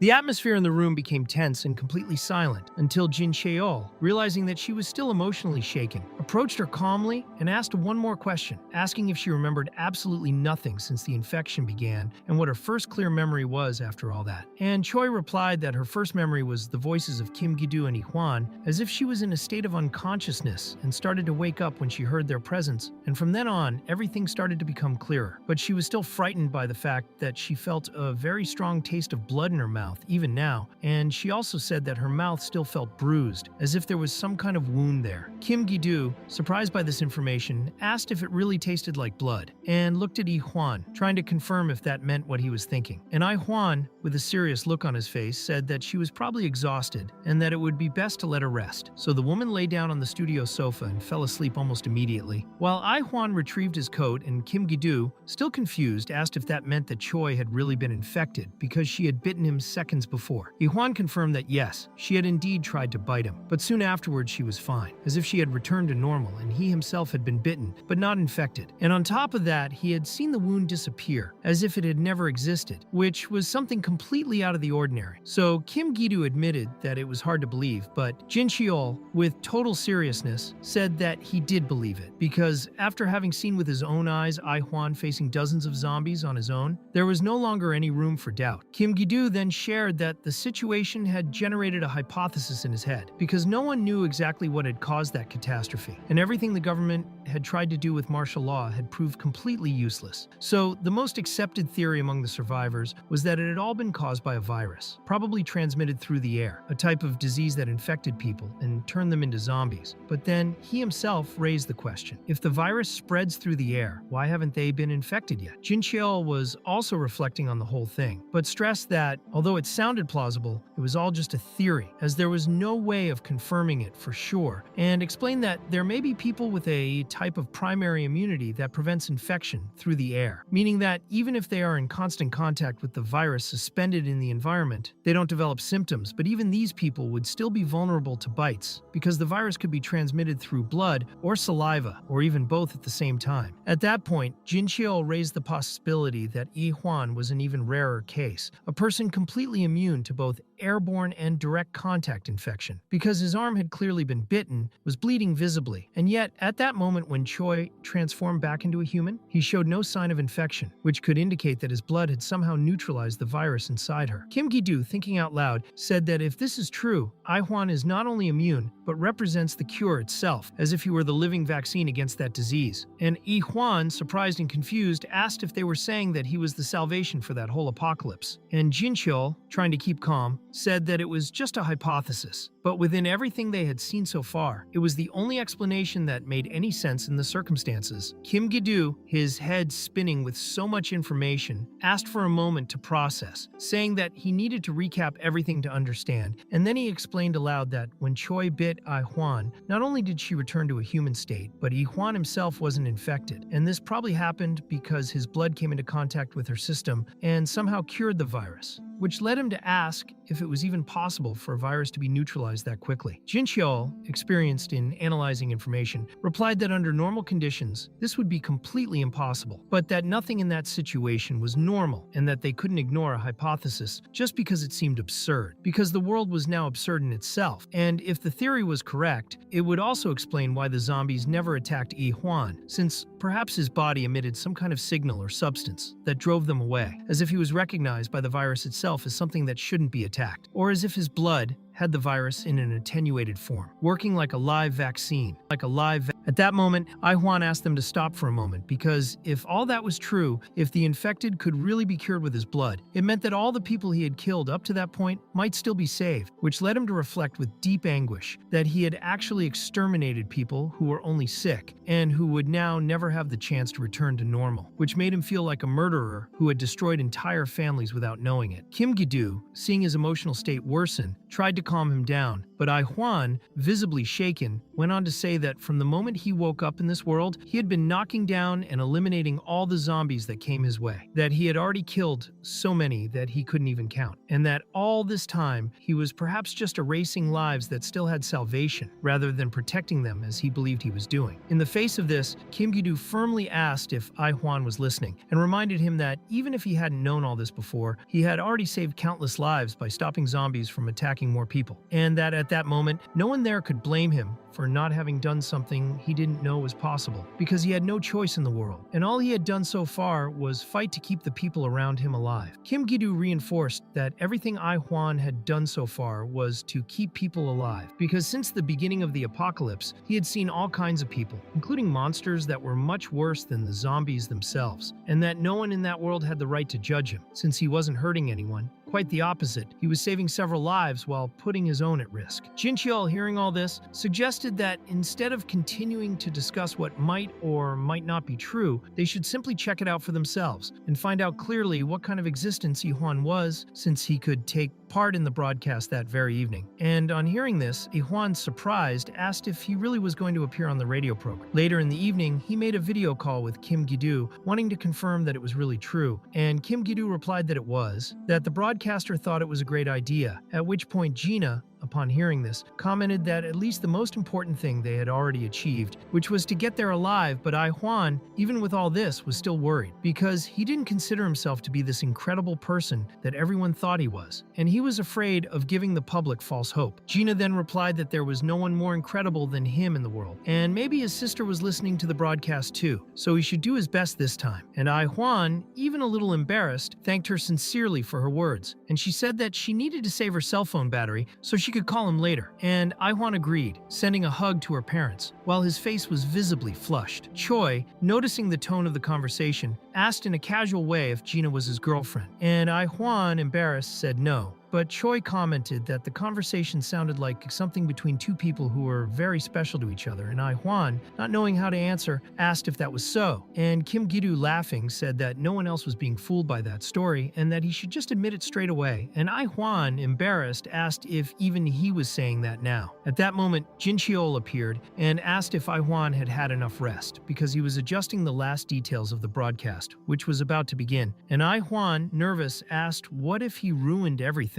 What if he said something wrong live? But Jincheol calmly replied that they were in the middle of an apocalypse, and that in this kind of world, that wasn't something that mattered that much, and that Ai Huan just needed to confirm its existence, because just the fact that that biker that the infected weren't attacking was real was already something that brought hope. Later, the broadcast finally started, and broadcaster Jincheol began his presentation by saying that he had received many messages from people, messages of encouragement and concern, and that in times as frightening as these, it was necessary to have a moment to ease the mind. So, as a way of repaying the support he had been receiving, he was there with a very special guest, the person everyone had been talking about for the last few days, biker Ai Huan Yan. When it came time to speak, Jincheol asked him to introduce himself, and Ai Huan, visibly nervous, began by saying that his name was Yi Huan Yan, that he was 28 years old, and that before the apocalypse, he worked as a funeral director director. And Jin Cheol commented that Yi-hwan probably already knew this, but that they had received many testimonies and reports about him, so he would begin with the most important question, the one everyone wanted to hear, whether it was true that the infected didn't attack him. Yi-hwan confirmed that yes, it was true, that the infected not only didn't attack or bite him, but didn't even seem to recognize his presence. And Jin Cheol,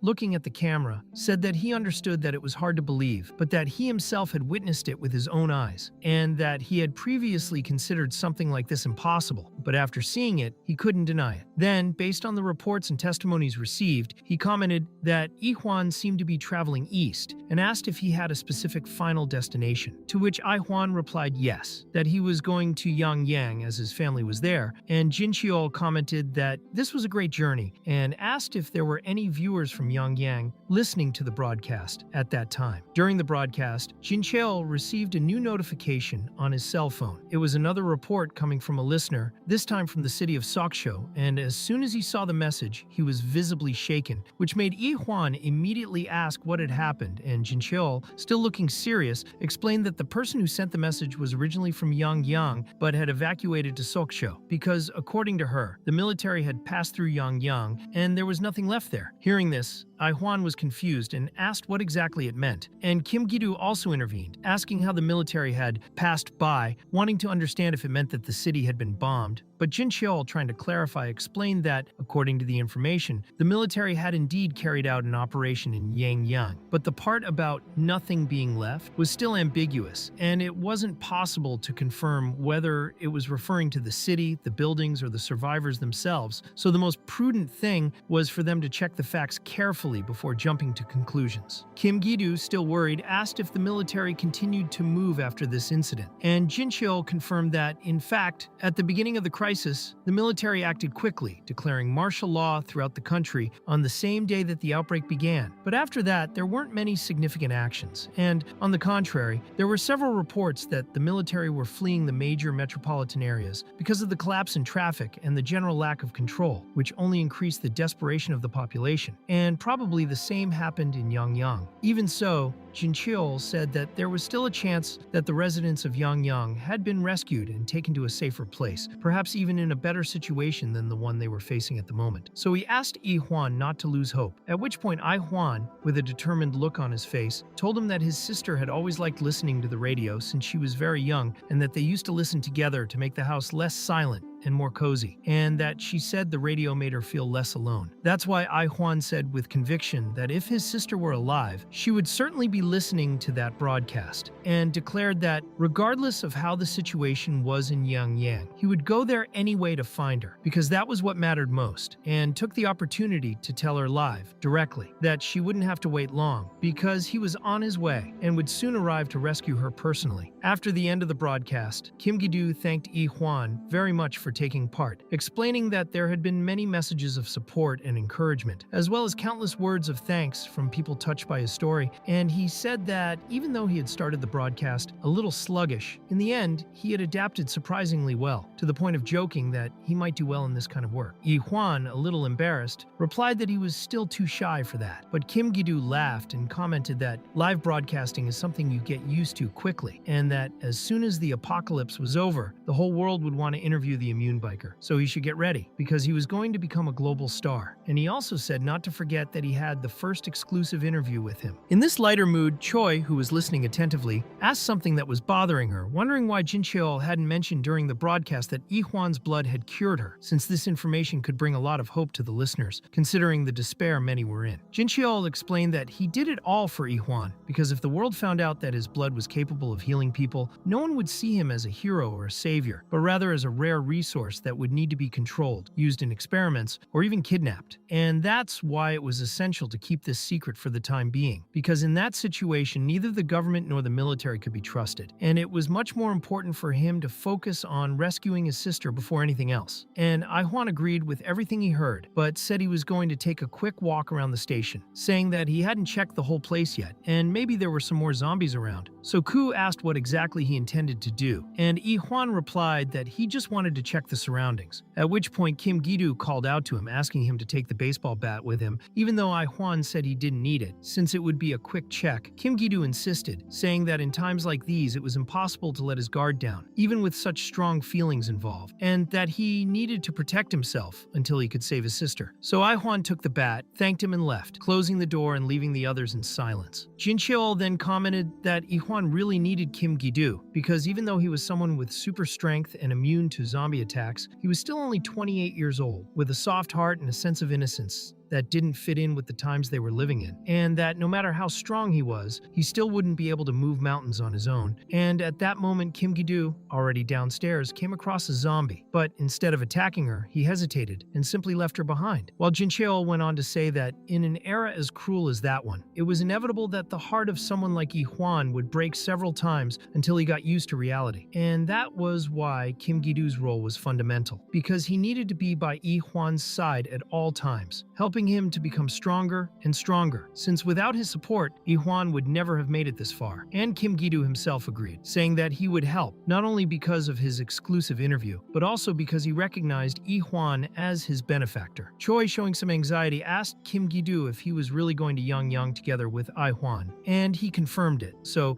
she asked to go along, which Kim Gi-doo found strange, asking why, saying that they would need to talk to Ai-hwan as well. But he still wanted to understand why she wanted to go so much. And Choi said yes, there was someone in Yongyang waiting for her, and she was extremely surprised when she heard that the group intended to go there, especially after the news that had come out about that region, because her father was the deputy commander of the 4th Armored Brigade and had been stationed precisely in Yongyang, which explained her nervousness when she heard about the destination of the trip. Meanwhile, Ai-hwan remembered a moment with his sister when a humble-looking man, almost like a homeless person, thanked her emotionally for offering him money, saying that he felt bad for accepting it. But she replied with a smile that it was okay, that it wasn't much, but enough for him and his grandson to buy a meal. Ai-hwan, who was watching everything in silence, asked her why she was giving money, even though she was struggling to pay for her own lunch. And her sister replied that she had recently earned some extra money, and that, at least for that day, she could offer food to the elderly. She explained that this gentleman went up the hill every week to collect recyclable waste, even though he didn't need to, just out of goodwill, and said that it was precisely this kind of attitude that showed how the world was still full of invisible goodness, the kind that didn't appear on the news, but which allowed people to live together as real human beings. And that was why she hoped that one day her brother would also become someone like that, someone with that same goodness in his heart. Then, as he looked at the messages he had sent and which had never been received, he remembered all that and, of course, felt a tightness in his chest as he realized that he might never have the chance to meet her again. And that thought made him even sadder in that silent moment. In the studio, when they got back to the subject, one of those present asked if that man was really the deputy commander, and Choi confirmed that he was, explaining that he was Colonel Young Cheol, who used to be stationed in Cheorwan, but last year was transferred to Yang, so her whole family moved to Yongyang, and she was the only one who remained in Seoul because of her job, which now made her extremely worried about her parents' safety, especially after seeing how the world had turned upside down in just 1 week. Kim Gi-doo thought that it made sense for her to want to get close to them, because perhaps she really would feel safer being by his and Ai-hwan's side. And then something suddenly occurred to him as he remembered that if Colonel Young Cheol really did serve in Cheorwan until last year, perhaps he knew someone very important to them. Jin Cheol also commented that the idea of accompanying them to Yang wasn't a bad one, because if that report was true and there really was a military occupation in Yang, it would most likely have been led by the 4th Brigade itself, in which case civilians would be barred from entering. But with Choi being a direct relative of a deputy commander, the situation would change completely, and perhaps they would be able to get beyond the military barriers without too much difficulty. Jin Cheol reinforced that there would be no safer place for Choi than with the military, even if the journey there was extremely long and risky,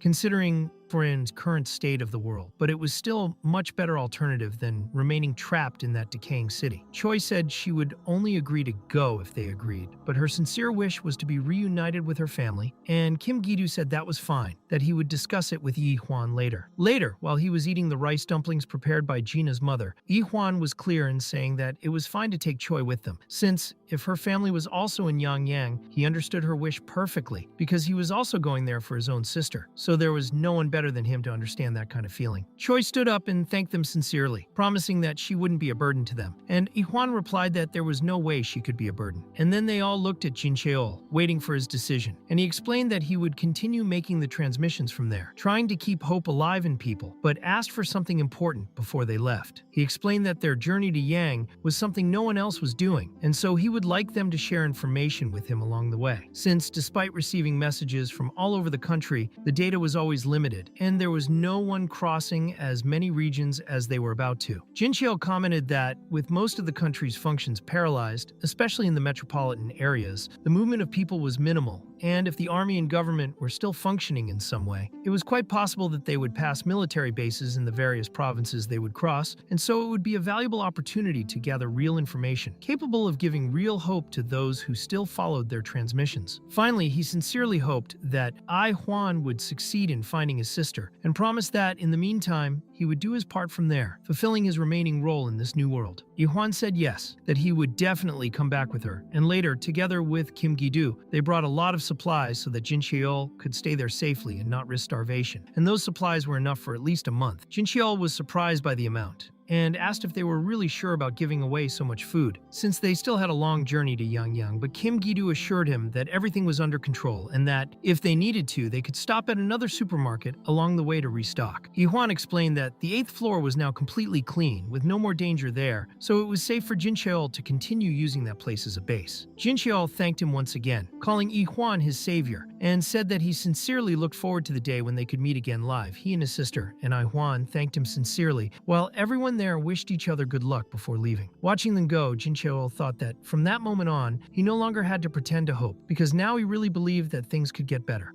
Outside, Ihwan was already on the motorcycle, and the other two, Kim Gi-doo and Choi, were in the car. Ihwan asked if they were ready, and they both put on their seatbelts, with Kim Gi-doo saying yes. Ihwan then sped ahead on his motorcycle, followed closely behind by the car. As he drove, Ihwan thought that his sister just needed to hold on a little longer because he was sure to rescue her. Meanwhile, in a quiet and peaceful house, a woman watched her daughter sleeping soundly and said that now that her mother was there, everything would be fine, and that they just had to wait a little longer because Uncle Ihwan would soon come to rescue them. But halfway there, their journey was interrupted by a large avenue completely clogged with abandoned cars, which made it impossible to pass with the car, and even the motorcycle couldn't get through the piles. Kim Gi-doo commented that he had expected obstacles, but he hadn't imagined that they would come up against something so difficult right at the start of the journey, which meant that it would take them much longer than they had calculated. Choi suggested that perhaps Route 86 had fewer cars than that main avenue, and Kim Gi-doo replied that it really did seem like the best alternative at that moment, so he told Ihwan that they would turn around and take the other road. However, Ihwan didn't respond immediately as he was looking at a dead family nearby, and after a moment in silence, he turned around and said that it was fine, that they would take the new road. Taking the route towards Namyangju, Ihwan had to deal with a few zombies that appeared on the road, and this was the pattern of the trip for a while. They moved on, stopped to eat, slept in the car overnight,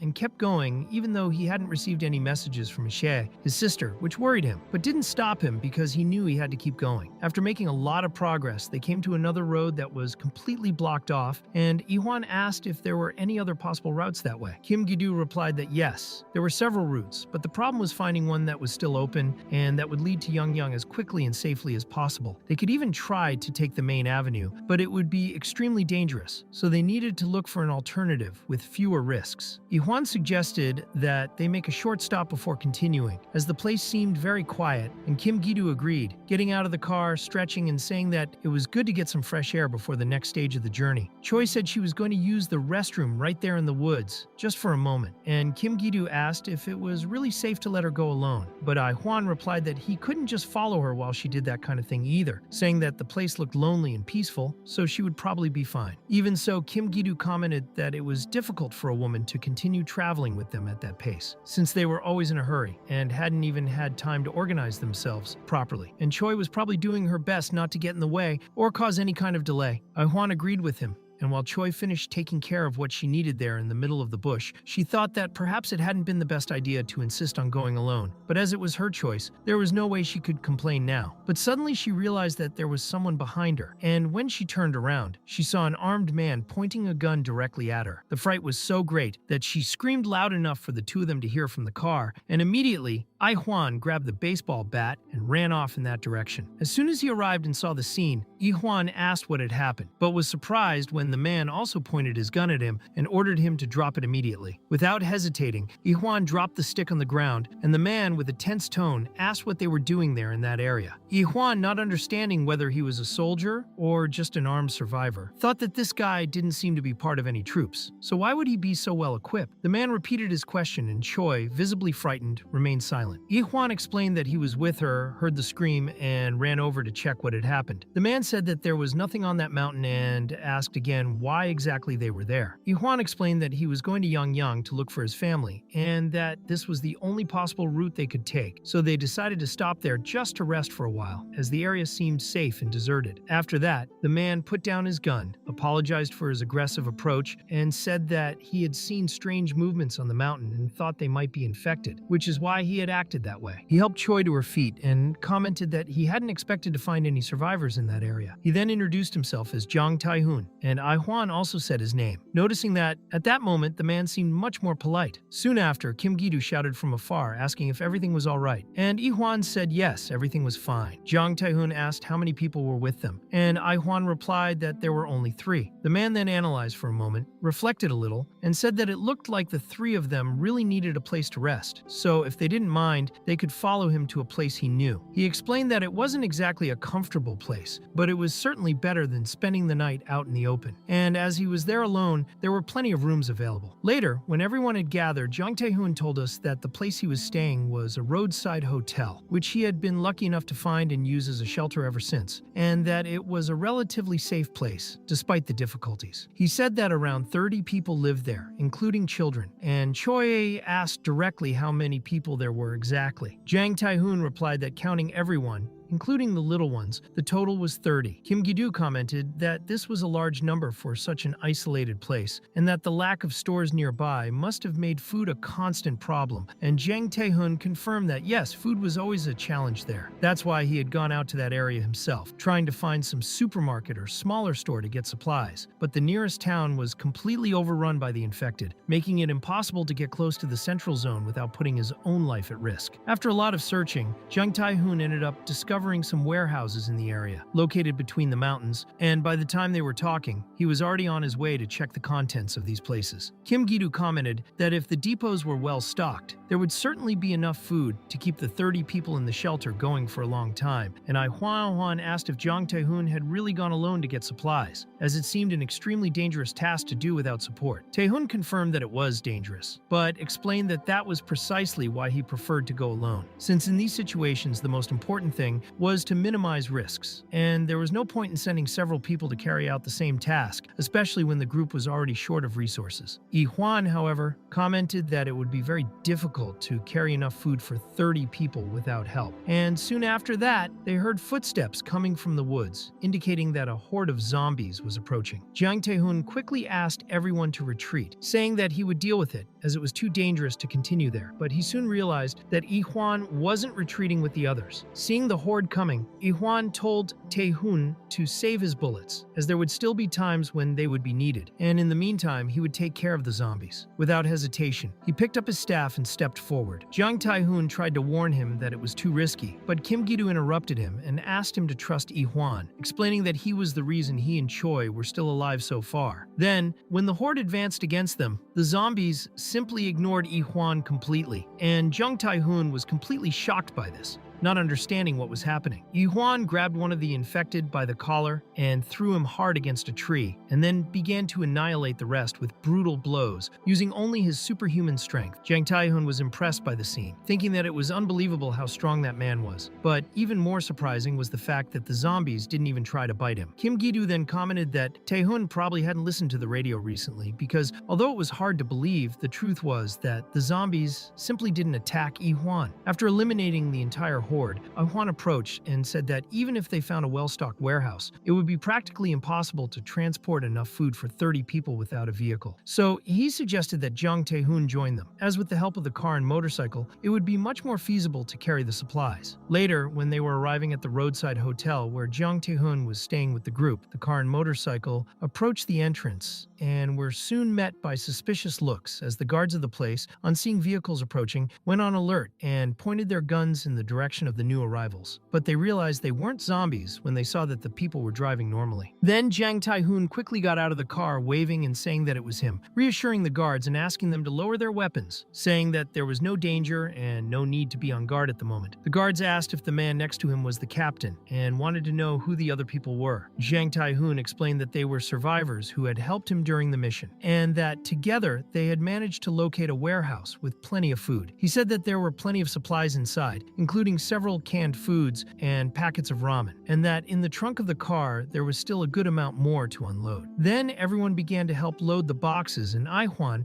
while observing the amount of supplies gathered, asked Taehoon if he really thought that was enough to feed 30 people, and Taehoon replied that this was emergency food, that they needed it urgently, and that if necessary, they could return to the warehouse later. He added that they had only managed to do all this thanks to the help of the 3 people who had accompanied him, showing that he was sincerely grateful for everything they had done so far. But Ihwan replied that he didn't need to thank them again, he had done it before, and it hadn't been any trouble. Taehoon then said that he still wanted to introduce someone to Ihwan, and it was at that moment that a woman approached, speaking loudly, and Taehoon commented that she had arrived on time, making Ihwan wonder if that person was a doctor, since her clothes indicated something like that, and the woman asked Taehoon what had happened. The woman asked Taehoon what had happened, as he was supposed to be gone until at least the next day, and he explained that there had been some situations along the way. But fortunately, he had the help of 3 people who were essential, as thanks to them they managed to find a hidden warehouse and bring all the food they needed, which solved the group's biggest problem for a while. Taehoon then introduced the woman as Dr. Han, who had been responsible for looking after everyone in the place since the crisis began. Han, who had been responsible for looking after everyone in the place since the crisis began, but she quickly tried to play down her own importance by saying that it was no big deal, that it was Taehoon who was really protecting people, and that she was only in her 2nd year of residency, so she shouldn't even be called a doctor with such formality. And Ihwan, observing the way everyone treated Taehoon, thought that the man really did seem to be someone they all trusted deeply, since they even called him captain, which made it clear that he was taking responsibility for protecting everyone in the place on his own. Han, curious about their story, asked how they had ended up there, and Ihwan explained that it was a long story, that they weren't from that region. They were going from Seoul to Yangyang for personal reasons, and Dr. Han commented that it was indeed a long way, and the roads were probably in terrible condition, and Ihwan confirmed it by saying that the roads were completely blocked. Han commented that this was really far away, and that the roads were probably in terrible condition, and Ihwan confirmed this by saying that the main avenues were completely blocked, making it difficult to get around, and before they could continue the conversation, another person appeared, calling for the captain and warning that all the supplies had already been taken inside, which reminded Taehoon that they couldn't stay outside for long. So he asked Myung-ho to finish what was missing and said he would leave the rest to him. Soon after, they all entered the hotel, but Myung-ho seemed to have a slightly worried expression, and as the sun began to set and night finally fell, everyone was gathered around having their meal, as hungry as ever, now relieved that they finally had enough food and water for everyone. And Ihwan noted that there were a lot of children there, and Taehoon confirmed it by saying that there were 9 in all. And even though from the outside the place looked like an ordinary hotel, inside it was more like a makeshift hostel, which luckily already had some supplies when they arrived, although it didn't last long. And now, after everything, Taehoon said that finding that group of people so generous was unbelievable luck, and that everyone there was sincerely grateful for everything the 3 of them had done for them. Ihwan said it was nothing, but he took the opportunity to ask a question that had been on his mind for some time, because ever since he arrived there, he noticed that everyone called Taehoon captain. So he asked what exactly was the reason for that, and Taehoon, a little embarrassed, replied that he found that title a bit exaggerated, but that he accepted being called that as a form of comfort for the others, for being someone who took the lead in the midst of the chaos and started making decisions for the good of the group. And while they were still talking about it, another survivor appeared saying that Dr. Han was looking for Taehoon. Han was looking for Taehoon, so he called Ihwan to go and talk to her together, since the subject was important and involved everything that had been happening since he arrived. During the conversation, Taehoon explained everything he knew to Dr. Han, who was very shocked to discover that Ihwan hadn't been infected even in direct contact with zombies. zombies. And the most impressive thing was that the zombies didn't even try to bite him. And Ai-Hwan himself confirmed that he didn't suffer any kind of aggression from them, that he could walk among the hordes undetected, as if he were invisible, as if the zombies simply didn't recognize him as human. And while he was explaining this,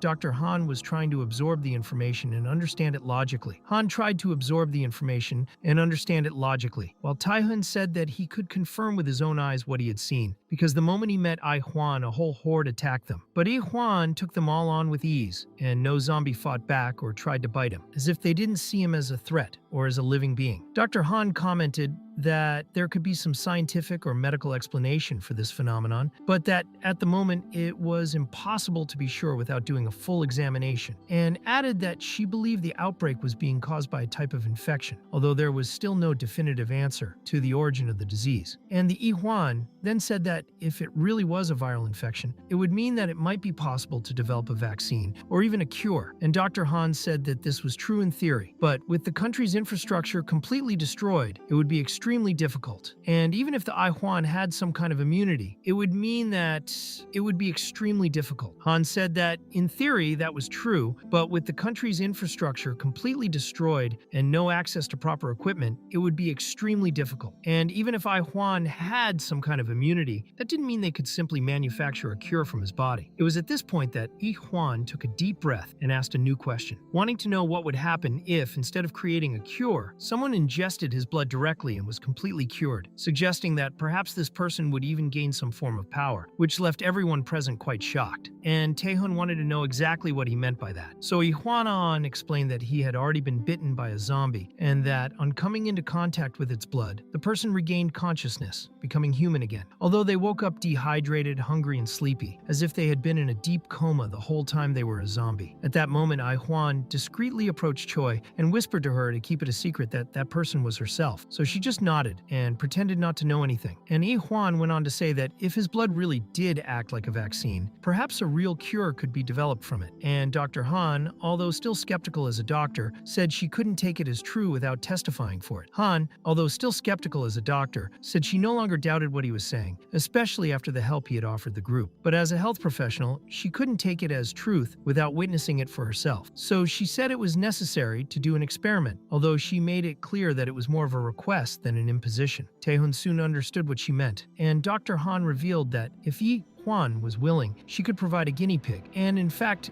admitted that she had already prepared for this if the opportunity arose. And when they asked if there was an infected person right there in the building, Dr. Han confirmed that there was. Han confirmed that there was, although it wasn't a simple situation, as this person had been locked in the basement for 3 days, and at first everyone thought it was just the flu. But then the symptoms began to worsen until the transformation took place, and she attacked other people like a regular zombie, which forced the group to capture her and keep her isolated in the basement. Kim Gi-doo asked if this person had been bitten, and Dr. Han replied no, that there was no apparent external wound, which led Choi to wonder if the symptoms could have been caused by airborne contamination, and if this type of infection took longer to manifest, because until now she had never seen a case like that. Dr. Han explained that the reaction to the virus can depend on various traits of the person's constitution, and then asked Ai-Hwan if he would agree to try to cure the infected person using his own blood. And when he wanted to confirm if that was exactly what she was asking, she replied that yes, directly speaking, it was exactly that, and explained that if a person really is cured from his blood, this would confirm that Ai-Hwan is not only immune to the infection, but can also act as a living vaccine, a possible starting point for understanding the cure for the disease. And Kim Gi-doo, concerned, commented that even if Ai-Hwan isn't attacked by the zombies, this could still be too dangerous, as it wouldn't be acceptable to allow an infected person to bite him on purpose. And Dr. Han immediately replied that of course he wouldn't be able to. Han immediately replied that of course he would never allow something that risky. So he said that the plan was to use a syringe to take a small sample of his blood, which would be simple, and then inject it directly into the infected person's body. The real problem, according to her, was how to get close enough to the infected person to apply this sample safely, since it was impossible for anyone else to do this without being attacked. And so she relied on on Yi Huan, since he was the only one who could walk among the infected without being noticed. And even though Ku tried to give Yi Huan reasons not to risk it, saying that it was too dangerous or that it could go wrong, Yi Huan replied that he was determined, that he would do it, because if there really was a chance of saving a life with this, he had to try, and he didn't see it as something difficult or a sacrifice, especially since it was he himself who had raised the possibility. That night, as the sky darkened outside, a guard who was watching the entrance celebrated that the captain had indeed returned and had brought enough food for the group. But Myung-ho, who was standing next to him, seemed distracted and didn't even answer. So the guard asked him if he was listening to something or if he was simply in the world of the moon, complaining that it was difficult to talk to Myung-ho until he stared at the car and the motorcycle,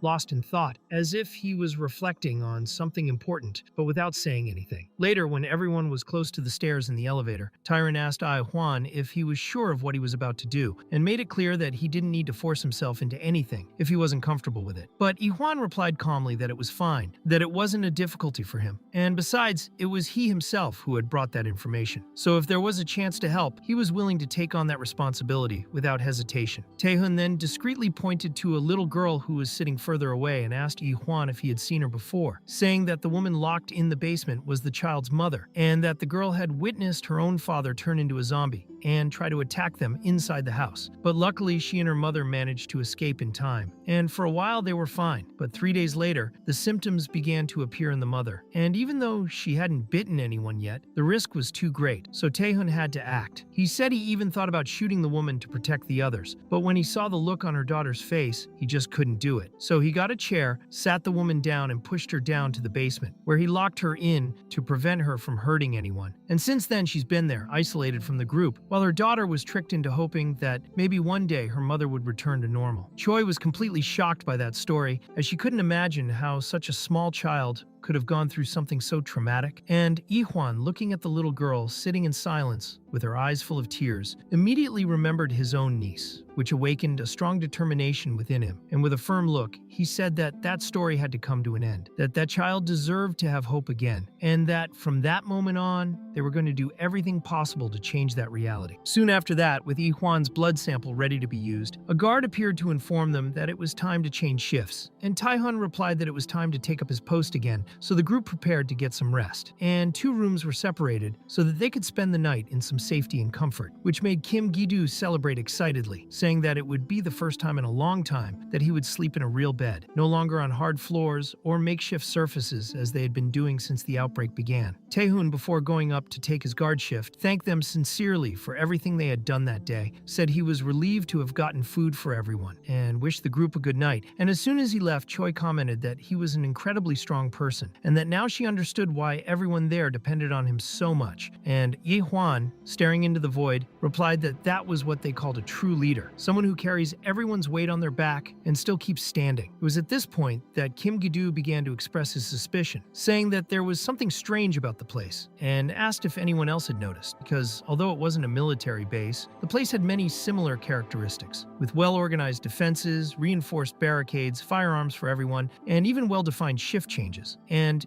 just then, Myung-ho appeared out of nowhere and startled everyone by commenting that it was because of the captain. And when Kim Gi-doo questioned him about who he was and why he knew about it, Myung-ho explained that Taehun had once been a soldier, leader of the 13th Division, and that all those weapons being used had been brought by him straight from the military base before he left it. And Choi, still intrigued, asked if he had any intention of returning to the army if the situation stabilized one day. But Myung-ho said that this was something she would have to ask him personally, because no one there had ever had the courage to question him about it. And in fact, he himself had never cared enough to want to know. And with that, he said goodbye and went upstairs, leaving the 3 of them alone in the corridor. Choi, still annoyed, asked if that place was really safe, and Kim Gi-doo replied that there were many things they still didn't know about that group, and then looked at Yi Huan and asked if he was sure he still wanted to go through with it, because even if he came out of it physically okay, there was no way to guarantee that they were surrounded by trustworthy people. But Yi Huan, looking again at the little girl who was still waiting for her mother in the corner of the room, replied firmly that each person there carried their own story, and that even if there were risks, he didn't care about that now, because at that moment, all that mattered was doing what was right, and he knew that helping that child was exactly that. That same evening, Tae-hoon was back on his feet, standing guard at the top of the building, observing his surroundings carefully. Holding his gun firmly, and still with his old soldier's tag attached to the barrel of his weapon, he thought about everything that had happened up to that point, remembering with bitterness the day his battalion was completely taken over by the infection, and the many close people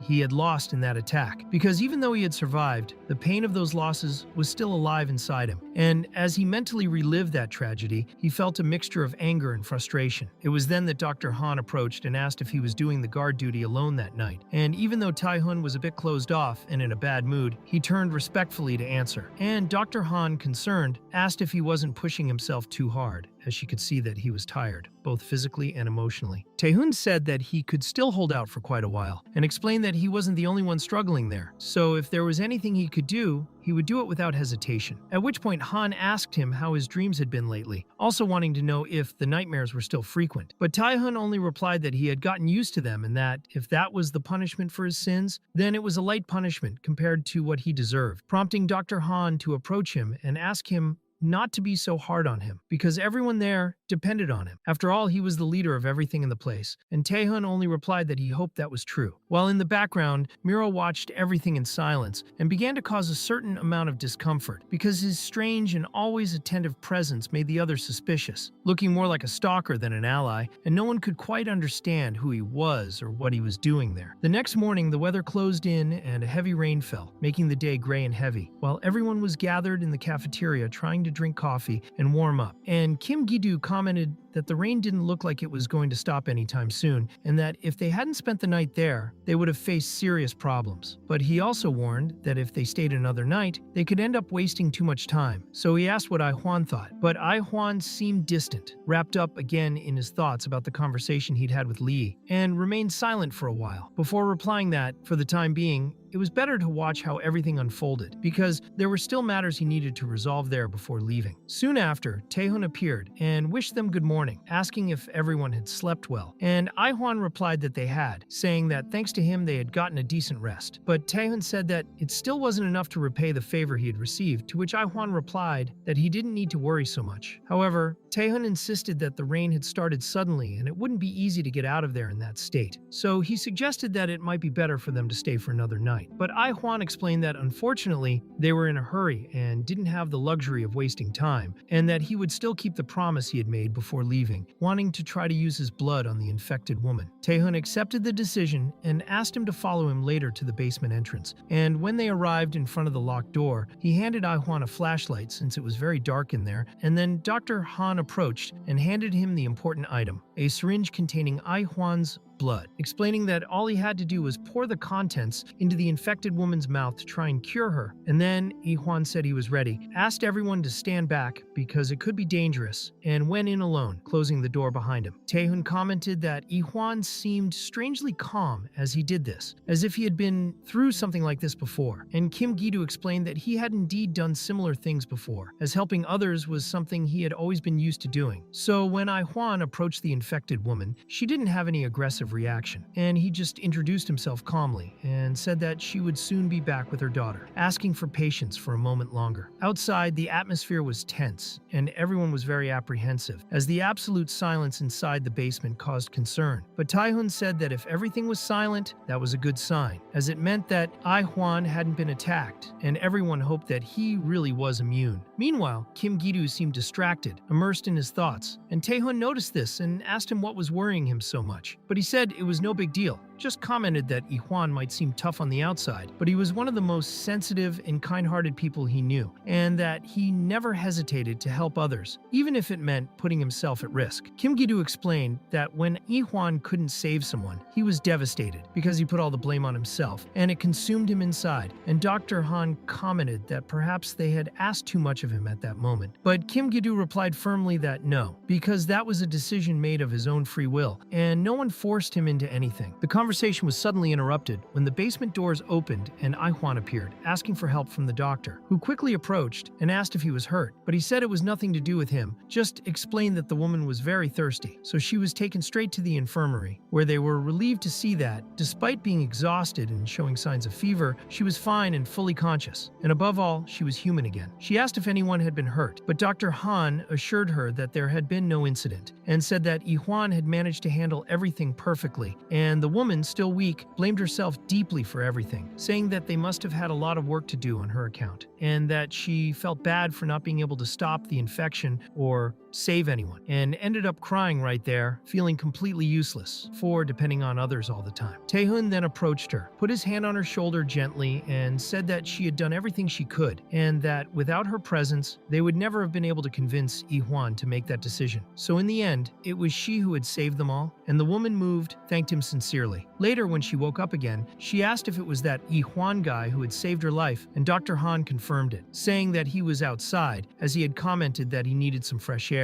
And at that moment, he was watching the rain fall silently, and Choi spotted him and wondered why he was so close to the rain. Ihwan ended up noticing that the woman had also changed her clothes, and Choi explained that that was what they had managed to get for her, while Ihwan began to feel tired, realizing that now that all the adrenaline had worn off, his body seemed much weaker than he had expected, and he confessed that he was more tense than he looked, because all the time he was worried that things wouldn't turn out the way he wanted. But Choi replied that he had saved a life, even if the woman didn't remember everything. That was proof that he was the last hope of that world. Ihwan said that he didn't think it was all that, but Choi pointed out that no one knew that it was he who had cured the woman, and that at that moment everyone was believing that the infection had disappeared from her body by itself. But soon, this would become a debate between everyone in there, and before that happened, Choi wanted to give two pieces of advice, one for the whole group and one just for him. Later, during a meeting, the question came up about keeping everything secret, and Choi said that he had thought about it a lot and believed that it was in fact the best decision to make. But Tae-hoon wondered if it wouldn't be better to tell everyone the truth, as it might give those people hope. And while everyone looked at each other in silence, Choi explained that that was exactly why he was worried, because if everyone found out that Ihwan's blood was capable of curing infected people, it wouldn't be long before they started fighting to control it. Her words left the others shocked, and Choi went on to say that even though everyone there had suffered greatly, and even if there was a way to save the infected, the priority at that moment should be Ihwan's safety. Because if the general public found out about his ability, chaos would ensue immediately, with desperate people trying to take his blood by force. And even though he was strong and able to deal with various threats, it would only take a few people armed with firearms for the situation to become uncontrollable. Kim Gi-doo then understood exactly what Choi was trying to say, and reflected that, at the end of the day, the biggest threat in an apocalypse was not the zombies but the surviving humans themselves. And he had never thought about that before, but now he realized how attentive and aware Choi was of the risks. And she added that she hated to think that way, but it was something she couldn't ignore. So until they were 100% sure about the safety of the situation, they couldn't take any chances. Choi asked everyone to be honest with themselves, questioning whether they would really be able to keep it a secret and protect Ihwan safely. And even though everyone there was determined, she explained that it wasn't a question of doubting them, but of recognizing that they needed to be careful in such a delicate situation, because Ihwan was, at that moment, everyone's hope. Kim Gi-doo thought that Gina probably shared the same concerns, because if anyone found out that Ihwan's blood was a cure, they would surely try to capture him at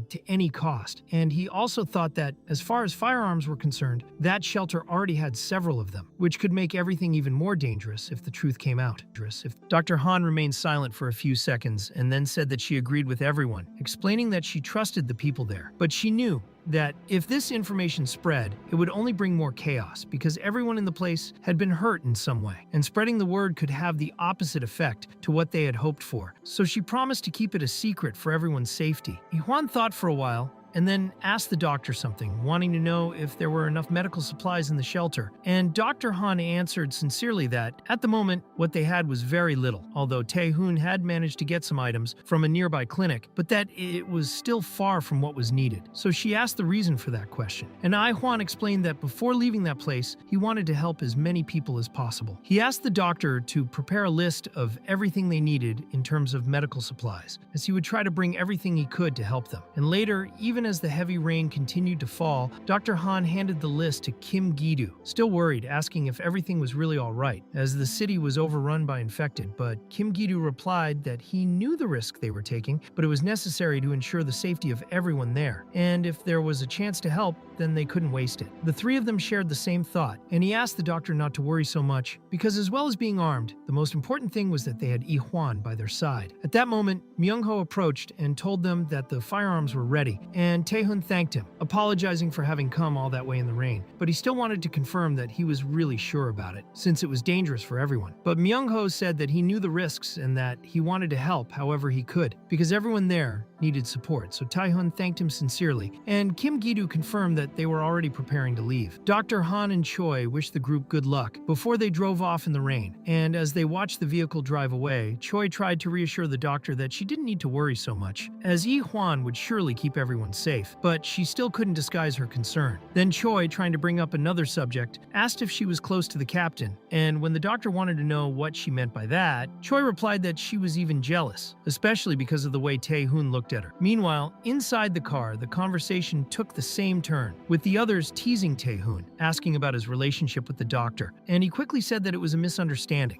explaining that he and the doctor were not as they had imagined. Kim Gi-doo said that there was no point in trying to hide it, because as a reporter, he was great at finding out this kind of thing. And even though Tae-hun insisted that she was just someone close and important to him, but not like that, Kim Gi-doo replied by saying that he knew exactly what kind of closeness that was, because when a man and a woman got that close, certain things ended up happening, leaving Tae-hun completely unfazed by the direction of the conversation, while Myung-ho, with his always mysterious expression, remained silent. Soon after, the car finally reached the city, stopping in front of the address the doctor had mentioned, and they commented that it was easy to find because the hospital was huge. Kim Gi-doo noted that, fortunately, the surrounding area seemed quiet, so all they had to do was walk carefully. Yi Hwan was the first to get out of the car, and after a brief check of the surroundings, he confirmed that everything was safe so far and that it was even better than he had expected. They quickly entered the hospital, which, although quiet, was pretty trashed, with messy corridors and overturned rooms, and Kim Gi-doo asked if Yi Hwan had found anything, to which he replied that he had, but that he couldn't say exactly what was useful, since he wasn't a doctor like the doctor, and so he decided to take everything that seemed minimally important, trusting that she would be able to identify what was worthwhile. Myung-ho, who was also rummaging through drawers and cupboards, found something suspicious, a padlock with a key still attached, and when Tae-hun approached and asked if he had found anything, Myung-ho quickly closed the drawer firmly and said he hadn't found anything, discreetly hiding the padlock, as if he had some plan in mind to use it in a dubious way. After they had finished searching the lower floor, the group began to climb the floors of the hospital in search of more supplies, and on the 8th floor, Kim Gi-doo commented that there was only one more to go, but his body was already exhausted, while Tae-hun, although tired, said that they had come further than he had expected, noting that on that floor, there were two main wards, one for internal medicine and the other for surgery. So the group decided to split into pairs to search the floor more thoroughly, with Tae-hun going with Kim Gi-doo, while Yi Hwan followed alongside Myung-ho. And during the search, Kim Gi-doo commented that the corridor was quite dark, to which Tae-hun replied that he would be there to protect him, and Kim Gi-doo, trying to lighten the mood, said that anything was just a matter of shouting, and Yi Hwan confirmed that everything was fine, keeping his focus on the mission, while Myung-ho, with his apathetic gaze and blank expression, followed in silence. Kim Gi-doo searched the rooms and commented that he hadn't found anything very useful so far, but Tae-hun managed to find some medical supplies, probably the most they could carry in that situation, and commented that the day before they had been so worried about the base's supplies that they hadn't even thought to get snacks for the children, and he imagined that they would be happy to see that kind of food now. Trying to break the tense atmosphere, Kim Gi-doo brought up the subject and said that he had heard rumors that Tae-hun had served in the army, and even though he realized that he was touching on something delicate, he apologized in advance for bringing up the subject, especially when he saw that Tae-hun remained silent. Tae-hun replied that he had never wanted to hide it, but that it wasn't an easy story for him either. So Kim Gi-doo cautiously asked if he could find out what happened, and Tae-hun, after taking a deep breath, said that it was very difficult, but that perhaps he didn't have the right to keep it all to himself. He said that, at one point during the outbreak, he was forced to kill his own subordinates with his bare hands, and that this made him see himself as an unforgivable unforgivable sinner, because everything happened so quickly that he barely had time to process what he was seeing, as everyone around him started acting strangely and violently, and the situation got completely out of control. With no alternatives, and being attacked by people who until recently had been his companions, he was forced to react with gunfire to ensure his survival, even though he knew they were precious to him, and in the end, he escaped alone, grabbing what ammunition and weapons he could, and making his way to where he was now. He said that, after all that, he no longer considered himself a soldier, but that he was still facing his own inner judgment, because, despite everything, many people now depended on him, and he couldn't just disappear or run away from his responsibilities because he felt he still had to do his duty. Kim Gi-doo, hearing this, understood that Tae-hun was a survivor burdened with guilt, but with a strong sense of justice and responsibility, and finally understood why he got on so well with Yi-hwan, since deep down the two of them were alike, people marked by trauma who nevertheless continued to fight for others. Kim Gi-doo apologized for touching on such a sensitive subject, saying it was a journalist's bad habit, but Tae-hun said it was alright, and Kim Gi-doo thought that, after going through all that, still seeing that man looking after all the survivors with such dedication, explained why everyone called him Captain with such respect. However, while he was thinking about this, a memory nagged at him. He remembered someone saying that Myung-ho was a deserter, and now this enigmatic figure was alone with Yi-hwan, which gave him a warning feeling in his mind, and Yi-hwan was carefully investigating the place, quickly realizing that the place had already been prepared for an evacuation, as most of the supplies and useful objects had already been taken away during the crisis. So, after noting this, he informed Myung-ho, who was standing at the end of the corridor, that there probably wouldn't be much left on that floor. But to his surprise, Myung-ho approached slowly, with a rather strange look on his face, and decided to ask an unexpected question. Myung-ho, keeping a serious and suspicious expression, asked Yi-hwan if it was he who had cured that wounded woman who was trapped in the basement. And on hearing this, Yi-hwan was completely surprised, not understanding how he had come to that conclusion, quickly replying that the woman had recovered thanks to Dr. Han. But Myung-ho, still staring at him firmly, said that he knew very well that it was he who had cured her, and that Yi-hwan had probably decided to hide this information to avoid causing panic in the group. At that moment, Yi-hwan wondered since when Myung-ho had become so observant and perceptive, but tried to calmly explain that there was an important reason for keeping this a secret. However, Myung-ho, with an acid and bitter tone, replied that there was always a justification, since all the decisions in that place were made exclusively by the captain, including the rules that they had to follow without question, like mere obedient pawns, and then asked if Yi-hwan didn't realize this situation. Suddenly, Myung-ho raised his gun and pointed it directly at Yi-hwan, saying coldly that he was tired of it all. And before Yi-hwan could react or try to stop him, a shot was fired, echoing loudly around the room and drawing the immediate attention of the other two, who were far away at the time. When he heard the sound of the gunshot, Tae-hun immediately asked if anything had happened to Yi-hwan, but before he could answer, he noticed that Myung-ho was coming towards them with an evil grin on his face, quickly locking them in. Tae-hun then worriedly asked what exactly Myung-ho was doing, while Myung-ho sarcastically told the captain to be quiet, since the place was empty, taking the opportunity to use a padlock and lock them in for good. Myung-ho even added coldly that they should be grateful to him. After all, he had just eliminated that monster before it completely transformed. But meanwhile, elsewhere, inside the hotel, one of the guards commented worriedly that the rain was very strange, heavy, and inconstant, and at this rate, not even the zombies could move properly. This guard then commented to his colleague that he didn't need to be exposed in the rain. He just needed to stay in the protected entrance. But the other guard noticed something strange when he checked his gun, noticing that its cartridge was completely empty and without any ammunition. Confused, he asked who had used that gun before, and when he found out that it had been Myung-ho, he was intrigued and worried, wondering if there had been a mistake or failure during the shift change. On the other hand, at the hospital, Tae-hun was pounding on the door, demanding that Myung-ho open it immediately, while Kim Gi-doo was desperately asking what he had done with Yi-hwan, but Myung-ho, indifferent to the questions, just complained that they were too noisy, pointing out that he could just shoot them right there and leave. But he preferred to save ammunition and leave them trapped, justifying his actions by saying that he had no choice but to kill that monster before it was too late. At that moment, Kim Gi-doo, furious and indignant, shouted at Myung-ho, saying that he had no idea how big a mistake he had made, literally destroying the last hope they had of saving humanity, which would certainly bring the whole world to an end. But Myung-ho responded ironically, saying that he would prefer the world to continue in exactly that way, making it clear that he no longer cared about any of it. Tae-hun, perplexed, asked the reason for this attitude, but Myung-ho simply turned and replied that dead people can't do anything. But as he said this, without realizing it, Ai-hwan's body began to move slowly, until his eyes opened abruptly, revealing an intense glow, characteristic of a zombie's eyes. Meanwhile, Taehoon was still desperately trying to free himself from that makeshift prison, and the more rational Kim Gi-doo advised him to stop, explaining that they would never be able to open it that way, and that they needed to think calmly about a viable alternative. But Taehoon, overcome with guilt, said that it was all his fault, as he should have noticed earlier that Myung-ho was unreliable. Apologizing sincerely for putting them in such a critical situation, Kim Gi-doo tried to reassure him,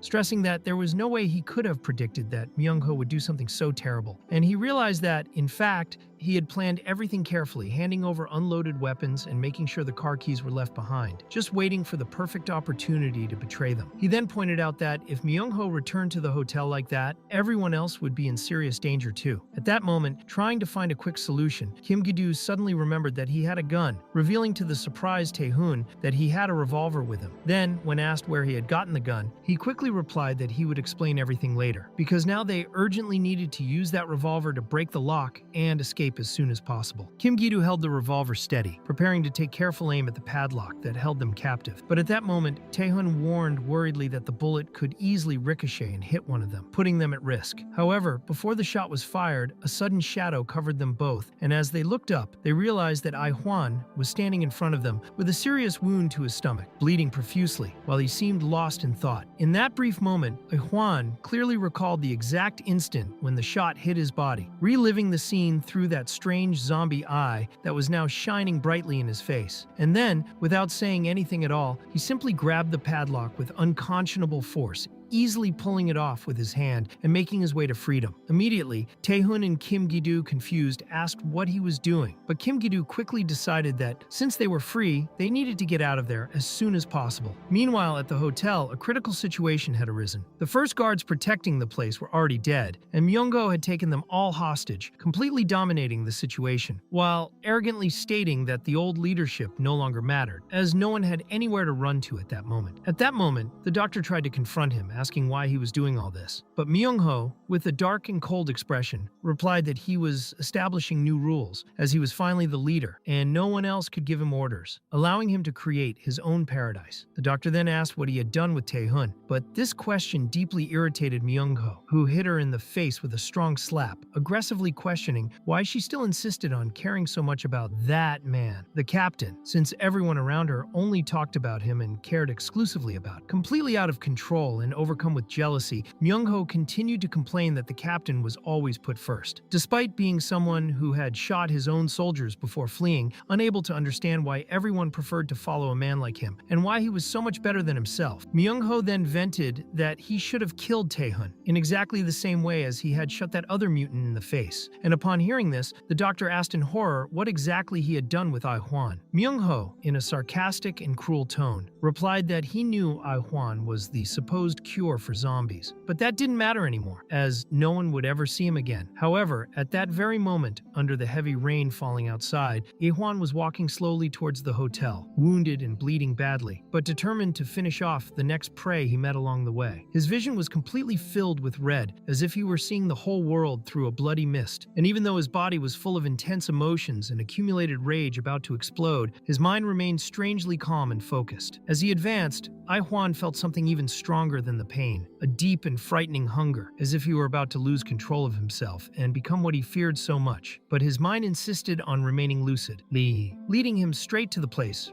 where he had to confront the person responsible for all that suffering. At the same time, still inside the hotel, Myung-ho continued talking to the doctor, trying to justify his behavior. He explained that, at first, he had never really hated the captain, and that he had even tried to like him in his own way. But overcome by a deep resentment, he questioned why the captain always forced people to work so hard for him, leaving the doctor even more confused when she heard those words, not understanding exactly what he meant by them. Taehoon always trusted and cared a lot for everyone, especially Myung-ho, who was the only one of the same age as him in the place. He cared more about Myung-ho than anyone else, something that Myung-ho himself recognized. But that was exactly why he hated him. Myung-ho believed that Taehoon acted as if he were superior to everyone else, underestimating everyone around him as if they were just children simply because everyone called him captain. This arrogant attitude had already worn Myung-ho down, feeding him a deep sense of rejection. Choi then asked if it was precisely because of this inferiority complex, this imposter syndrome, and this desire to be called captain, that he had done all that. Choi said that he was just a pathetic human being, which made Myung-ho react aggressively, pulling her by her clothes and asking if she really wanted to die. He made it clear that he wasn't going to take it easy on her just because she was a woman, and that if she wanted to live, she would have to act like the insect she was. However, Choi was not intimidated, making it clear that she was the daughter of a colonel and would not bow her head to a brat like him. She also pointed out that she had already died once, and dying again didn't scare her. It was better to die again than to obey a coward like him. Myung-ho, surprised by her courage, admitted that he really needed to reduce the number of people who would be consuming resources that month, and announced that he would kill everyone present, filling the place with bodies. While everyone was terrified, they heard someone approaching. It was Ai-hwan, who was firm and determined despite everything. On seeing him, Myung-ho panicked, as he believed he had already killed Ai-hwan before. Frightened, he tried to shoot him, but was stopped by the women present, who held him firmly. Yi-hwan took advantage of the situation, rushed forward, and threw a powerful punch at Myung-ho, knocking him away with such force that he fell on the other side, his face seriously injured. Choi ran to Yi-hwan, worried about his condition, but he ordered everyone to evacuate that floor immediately. Choi and the doctor followed his instructions and began evacuating people, while Ai-hwan slowly approached Myung-ho, noticing something strange happening to him. His heart was beating slowly, his mind was empty, and he felt only a desperate, almost maddening hunger. At that moment, in the hospital, the two companions were commenting that Yi-hwan had probably already arrived at the hotel. Tae-hun confirmed that the journey had taken less than an hour, but explained that they hadn't been able to leave due to a horde of zombies appearing in front of the place, in addition to the zombies themselves who were rapidly filling the hospital. Tae-hun asked Kim Gi-do how Myung-ho could have turned out like that. Kim Gi-do reflected, mentioning that Myung-ho had never been a very sociable or talkative person, but he had also never caused trouble or tried to pick a fight with anyone. Tae-hun then suspected that Myung-ho had been planning that attack all along. Kim Gi-do added that it is in extreme situations, such as an apocalypse, that people's true nature is revealed. Even those you trust the most can have a dark side unknown to everyone. While they were discussing this, a large horde of zombies was slowly approaching the hotel in the heavy rain, further increasing the danger of the situation. As he lay on the ground, seriously injured, Myung-ho began to beg for mercy, desperately pleading for Yi-hwan to listen to his words, claiming that he hadn't meant to do all that on purpose, but had simply collapsed under the weight of the extreme stress he was under on a daily basis. Myung-ho tried to justify his actions by explaining that they had been in that hellish situation for a long time, always living with the constant fear of being bitten, killed, or starving to death, which, according to him, could drive anyone to despair and make someone lose their mind. However, while he was trying to convince Yi-hwan with his words, Myung-ho was only taking advantage of his opponent's distraction, who was standing still with an empty and thoughtful mind, to slowly reach for a stick that was next to him. At the exact moment that thunder rumbled in the sky, Myung-ho suddenly attacked, but after hitting Ai-hwan with the stick, he realized that he hadn't even reacted to the blow. Seeing that the attack had no effect, Myung-ho took advantage of the moment to flee quickly, running to reach his weapon, which was lying on the ground, while Ai-hwan, still motionless, just watched in no hurry. As he desperately fled, Myung-ho began to complain aloud, expressing his frustration at believing that the life of that mutant was extremely easy, since he didn't have to worry about hiding or being bitten by zombies, while he himself had to fight every day to survive in that unjust and cruel world. In the midst of his despair, Myung-ho grumbled about how the apocalypse had only intensified inequalities, because even in such a devastating scenario, the strongest continued to prevail, while ordinary people like him were discarded and forgotten. He then fired several times at Yi-hwan, who received the shots without showing any reaction or intention of defending himself. Inside the building, people could clearly hear the shots and remained frightened, not knowing what exactly was happening outside. Myung-ho then moved even closer to Ai-hwan, revealing that, despite all the injustices and horrors he had witnessed, he had discovered a certain pleasure in this new world, because there were no more expectations or judgments about appearance, clothes, curriculum, or anything related to the past. For him, that chaotic world had already been ruined long before the apocalypse, so nothing had really changed. Everything was still as horrible as it had always been. Ai-hwan, for his part, remained confused, trying to understand what Myung-ho was talking about, since his words seemed to make no sense at all, sounding only like cries of despair and madness. However, something was still intensely troubling Yi-hwan's mind, a deep and growing hunger that was impossible to control. Myung-ho, at that moment, mentioned that Ai-hwan had cured someone infected, perhaps by accident, and that he wouldn't allow him to destroy that distorted paradise he was planning to create. However, while he was speaking, Myung-ho noticed, terrified, a large horde of zombies rapidly approaching him, making it impossible to defend himself with just a gun. Soon, the first zombie bit him, and he fell to the ground in the midst of the brutal attack. Desperate, Myung-ho began to scream for help and beg for mercy. But Ai-hwan, who until then had only been watching, could no longer resist the overwhelming hunger and slowly advanced to devour him along with the horde. Choi was watching the whole scene in horror from the hotel window, clearly witnessing the moment when Myung-ho was brutally devoured by the horde of zombies, including Ai-hwan himself, who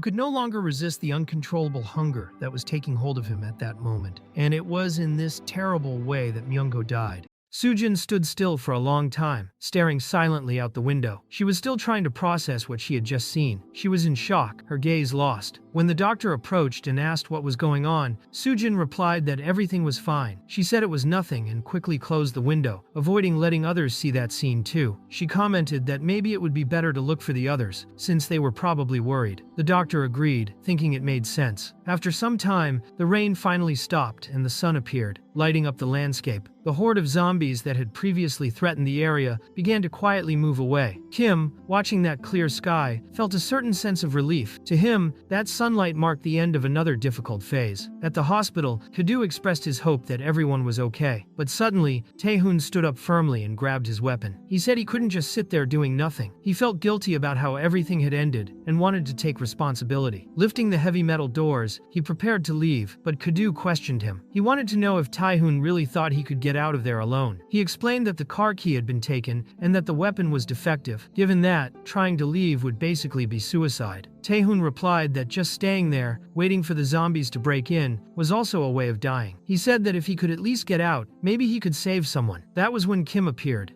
interrupting the conversation. He said they didn't need to worry about that. Ki-do and Taehoon were startled by his sudden presence, nearly having a heart attack from the scare. Kim explained that the car was already outside, waiting for them. Both asked if he was okay, and Kim confirmed he was. He apologized for the delay. Kadu, still confused, asked what had happened. He remembered that Kim had been shot. Kim replied that apparently, yes, but the shot hadn't hit any vital spot. He said he had lost consciousness for a while, but now everything was fine. Tan then asked how the people at the hotel were. Kim replied that first they should go back, and then he would explain everything. Later, with everyone reunited again, the group prepared simple gravestones to honor those who had passed. The first was Kyung-soo, a school van driver. He loved the children more than anyone else at that hotel. The second was Seop, a delivery worker who dedicated his work exclusively to the elderly and sick. Both had been kind and beloved people. During the small ceremony, the doctor gave a brief speech. She said that even though they hadn't spent that much time together, they had faced that difficult moment side by side. She stated that they would never forget the love and effort those people had left in that place. That same night, at the hotel, the doctor gave some documents to Kim. They were important papers that could prove his blood had the ability to treat infected people. She explained that if one day he found a trustworthy medical institution, he could present those documents and explain his condition. But she asked him to be careful. That information couldn't become public. People with bad intentions could appear at any moment. After that, Taehoon asked if Kim really didn't remember anything. He wanted to know if he remembered walking alone from the hospital to the hotel. Kim replied that yes, he was sure he had walked the whole way on his own, but he admitted that his memories got blurry as he approached the hotel. Everything seemed like a distant dream, as if it weren't real. Taehoon turned to the doctor and asked if that had anything to do with his condition. The doctor replied that it was impossible to be sure. Maybe it was just temporary amnesia caused by the impact of the shot he had taken. Kim then explained that, in the end, Myung had been attacked by the infected and died there, disappearing without a trace. Sujin, who had been listening silently, felt uneasy because she knew the truth about what had really happened, but chose not to say anything. The doctor, on her part, said there was still something that didn't make sense to her. She couldn't understand why Myung had reacted that way. He seemed like a completely different person, as if hiding a horrible and violent nature that only now had surfaced. Kadu replied that there are many people like that. He said he had seen that type more than once. People without compassion, consumed by greed and dark thoughts. He said those people are often more dangerous than the infected themselves, precisely because, like them, they are still survivors. Then Taehoon asked if Kim still wanted to go to Yangyang. He said that basically, the road there was destroyed. No matter which state road they tried to take, they would always end up on a dangerous route. If they encountered people who looked like soldiers, the best thing to do would be to avoid them. Kadu was puzzled. He wanted to know why they should avoid soldiers. Wasn't it the military's job to offer protection? Taehoon explained that they weren't official units, but small groups, men who only wore uniforms. He said that just because someone is dressed like a soldier doesn't mean they're trustworthy. He then revealed that in his old group, 3 members had become deserters and abandoned the army. Kadu asked how many deserters there had been exactly. Taehoon replied that it was all the survivors from his platoon, except him. During a specific incident, they had fled and taken a different path than his. He said it was hard to explain the details of what happened, but there was one thing he could say for sure. If they crossed paths with those men, they should consider them a real threat. Kim asked if Taehoon really thought it would be easy to find those men again. He reminded him that everything that had happened to Taehoon had taken place a few weeks ago. Taehoon confirmed it and said that, to be honest, he hoped never to see them again. Even so, he couldn't stop worrying, especially knowing they were heading exactly in the direction those men had gone toward Yang. The memory of that night came back with force. It was the moment when Taehoon's entire platoon was either killed or infected. He had fled in desperation, running for his life, trying to keep his mind focused in order to escape that hell. The tactical command center wasn't far, and he needed to deliver a report. But when he arrived, he witnessed an unexpected scene. The soldiers from the 3rd platoon were detaining a civilian. They were supposed to be his allies. One of the soldiers asked if the 2nd platoon's leader had survived, and there he was, Taehoon, standing before the 3rd platoon. Confused, he asked what they were doing. The leader of that group then pointed a gun at his head, saying he was making too much noise, and asked if he still thought he was in command of anything. Taehoon tried to understand if Minjun had lost his mind. He wanted to know if everyone there had gone insane, to the point of aiming a gun at a civilian. But another soldier snapped back, saying Taehoon had no right to judge them. He reminded him that Taehoon had killed his own men to survive. To him, that was pure hypocrisy. Minjun tried to calm things down, stating they weren't killing anyone, just trying to steal a car to escape. He said they hadn't murdered anyone, they just wanted to survive. But at that moment, the horde of zombies began to approach. Panic spread among the 3rd platoon soldiers. Taehoon, watching the chaos, realized that was the last unit of the tactical command. All the battalions from headquarters were already dead. Minjun then struck Taehoon on the head, knocking him to the ground. He said they were wasting time and ordered the others to get in the car. One of the rookies was still pointing a gun at the civilian, trembling all over. A more experienced soldier, annoyed by the hesitation, said it was simple to understand. Without hesitation, he shot the civilian in the head and told the rookie to get in the car immediately. Minjun asked if they were satisfied now and ordered them to get in the car quickly. One of the soldiers hesitated and asked if they were really going to leave Taehoon behind. Minjun coldly replied yes. He said he was leaving him alive on purpose, so he would become fresh food for the zombies. Then they all drove off, abandoning him in front of the approaching horde. Once again, Taehoon was forced to fight against his former comrades to survive. He said he couldn't say for sure that they were in Yangyang, but he was convinced they had gone in that direction. And as everyone knew, most of the roads to Yangyang were blocked. Because of that, they probably hadn't gone far, especially using a vehicle. Even so, there was a good chance they were in Yangyang. Kim thanked him for the warning but said they couldn't waste any more time. Despite the dangers, he wanted to find his family before it was too late. Later, Taehoon was back at the same spot where he used to stand guard. The doctor approached and said he needed to rest, but he replied that he hadn't been able to sleep properly. He wanted to know how the others were. She explained that the children were a bit anxious, but slowly things were calming down. Even so, she advised Taehoon not to carry so much guilt. She said the hidden actions of others weren't anyone's responsibility. The best thing he could do was turn those painful memories into strength, to remember those who fought until the end. Taehoon nodded slightly, acknowledging that she was right. Meanwhile, Kim watched the two from afar. His mind was still full of doubts about what had happened to him. That bizarre transformation still haunted him. He wondered how long he could keep that dark side of himself hidden. Later, everyone began to prepare to leave. They carefully gathered the supplies. Taehoon asked if Kim was sure he would be okay alone, and suggested he at least take a firearm. But Kim refused. He said he didn't need it. After all, they weren't going to battle, and it was better for the weapons to stay with those who remained behind, to protect the people staying there. Taehoon handed over a map with the best route to Yangyang. He also said that the 3 of them had helped him a lot all that time, and that he felt a bit bad for not being able to repay them in kind. Even so, he sincerely wished that Kim would find his family, and that everything would turn out well for all the survivors. The doctor also said goodbye to Sujin, asking them to be very careful along the way. At the window, the little girl they had helped waved enthusiastically, saying goodbye. Kim, seeing that, couldn't help but remember his niece. Before leaving, he thanked everyone for the hospitality and support during that difficult time. Soon after,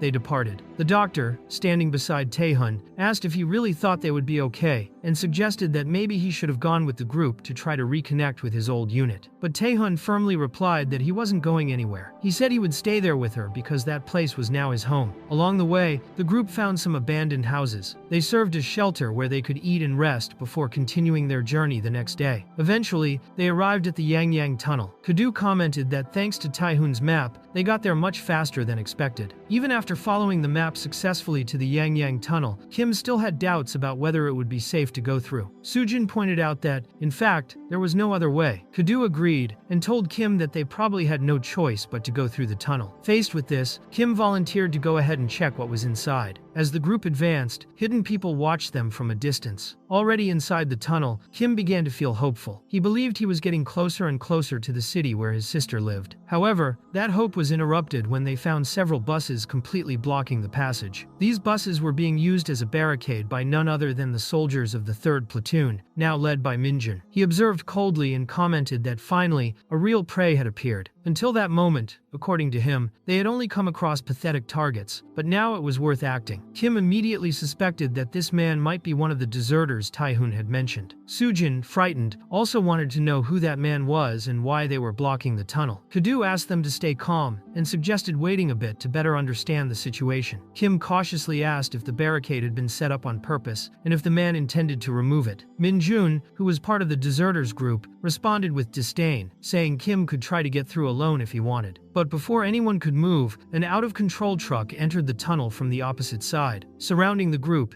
and cutting off any escape route. They were completely cornered. Minjun then reinforced that they had already been captured. Armed soldiers started aiming at them from inside the buses. He said there was no more need to stall. In no time, the 3 Kim, Kadu, and Sujin were tied up and thrown into a storage building being used as a holding cell. Inside the warehouse, Kadu tried to warn about a woman in the enemy group, but one of the soldiers mocked him, asking if he still thought he had the right to give orders. With a disgusting tone, the soldier looked at Sujin and commented that she had a pretty face, so he wouldn't hurt her too much. After that, the 3 were locked up while the soldiers discussed what to do next. Irritated, Kadu commented that those young men only knew how to act through threats. Without a gun pointed at their heads, they seemed clueless. He said sooner or later they would learn a lesson. Sujin, worried, asked if they could be the deserters Taehun had mentioned. Kadu thought that made sense. There were 4 men, and the insignia on their uniforms indicated they were from a real army division. Kim said that, based on their conversations, they probably planned to leave them there overnight. It was important to think of a way to escape, but there was a big problem. They had stolen the car, the motorcycle, and likely the supplies too.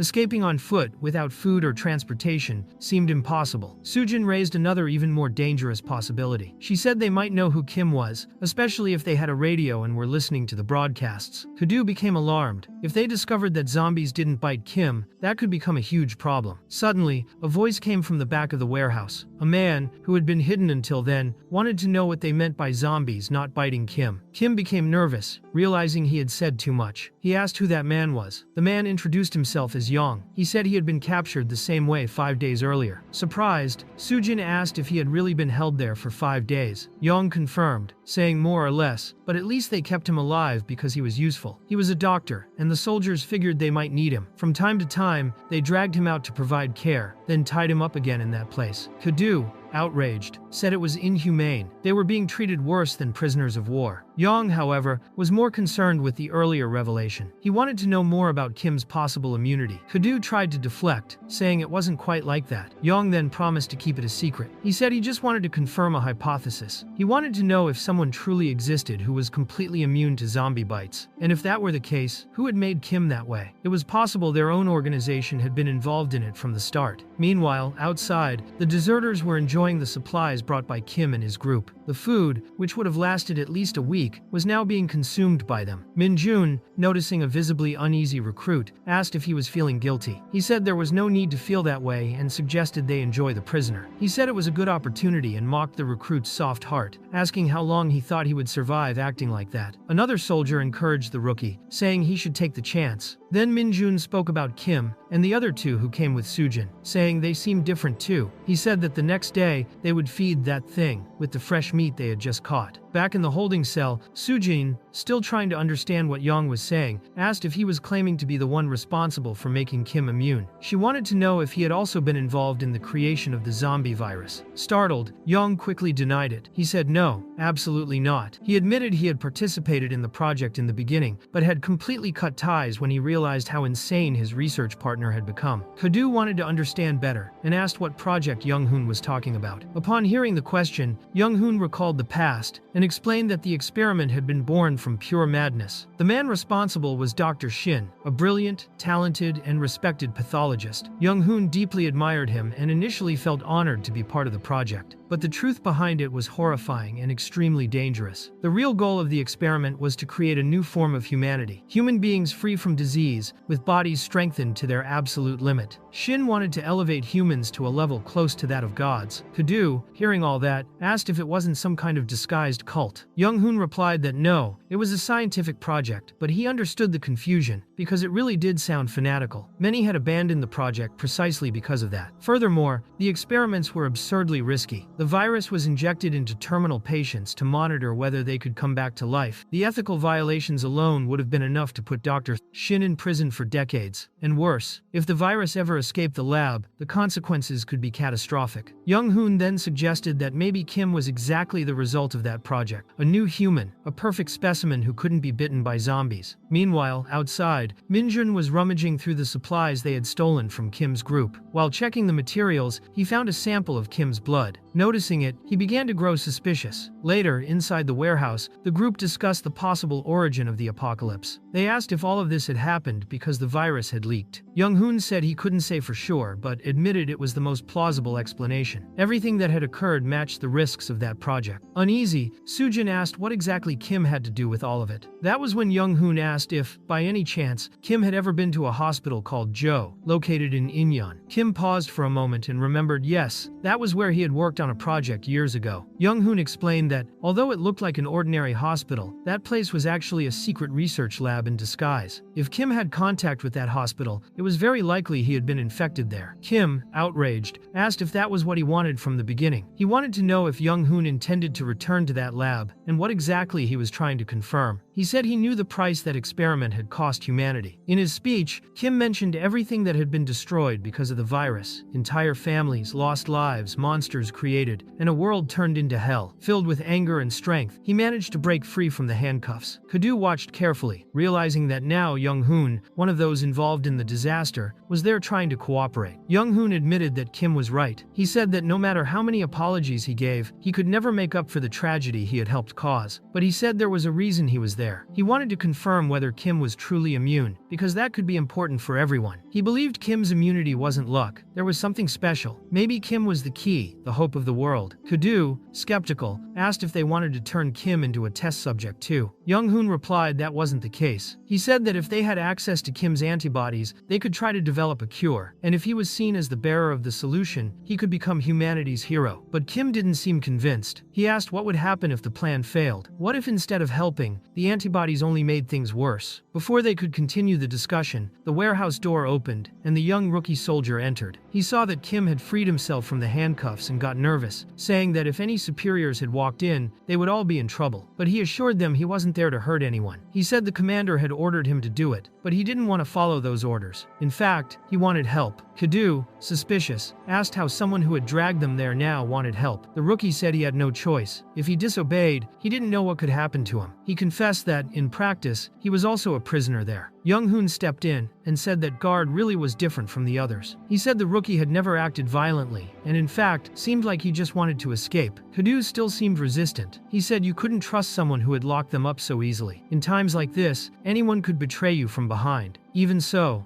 the rookie insisted. He said that if they didn't escape that night, they would all die. He revealed that the next morning, 2 of them would be executed. Kidu, shocked, asked if they were really being treated as prisoners of war, and Young-hoon, without hesitation, confirmed it. The rookie said that at dawn, he and another person would be thrown to the infected creature held in that building. That creature, in fact, was Dr. Young-hoon's wife, kept alive even after infection. Upon hearing that, the rookie remembered the last execution he had witnessed. The victim, after being brutally beaten, was dragged to the place and left there as food for the creature. Min-jun, without remorse, commented that they were only doing that because they were bored. He said that, isolated in the middle of the mountains with nothing to do, they sought some kind of entertainment. He spoke directly to the rookie, saying there was no point in resisting. Unlike the doctor, he didn't seem to be of any use, and if there was anyone to blame, it was himself. The rookie then turned to Min-jun and asked if that wasn't too much. He said taking things from others to survive was one thing, but killing someone just for fun was something completely different. He asked if that was really necessary, saying that if they continued like this, they would end up becoming worse than the zombies themselves. Min-jun mocked the rookie's compassion. He said that, as a veteran, he had to teach him a lesson. He said that to survive in a world taken by monsters, you had to become even more monstrous than they were. If someone became worse than a zombie, they would stop fearing them. Without hesitation, Min-jun ordered the rookie to be thrown to the infected, and so it was done. He was devoured in front of everyone. Kim watched everything and asked if they did this kind of thing just for fun, using prisoners as food for the infected. Kadu replied that it was even sicker than he imagined. The rookie himself confirmed that everyone there seemed insane, and that those executions happened every day. He said he didn't want to be part of that anymore. Sujin asked if that was really true. Dr. Young-hoon confirmed it. He revealed that they kept his infected wife alive, feeding her prisoners as part of a macabre game. Kim then asked the rookie directly what exactly he wanted. The young man explained that the area was completely surrounded by mountains, making it impossible to escape on foot. To flee, they would need a vehicle. He added that he knew the superiors didn't take much care of their belongings, so it would be possible to steal one. The rookie had a plan. He said that the next morning, during the moment they were being taken to execution, they could overpower the superiors, grab the vehicle keys,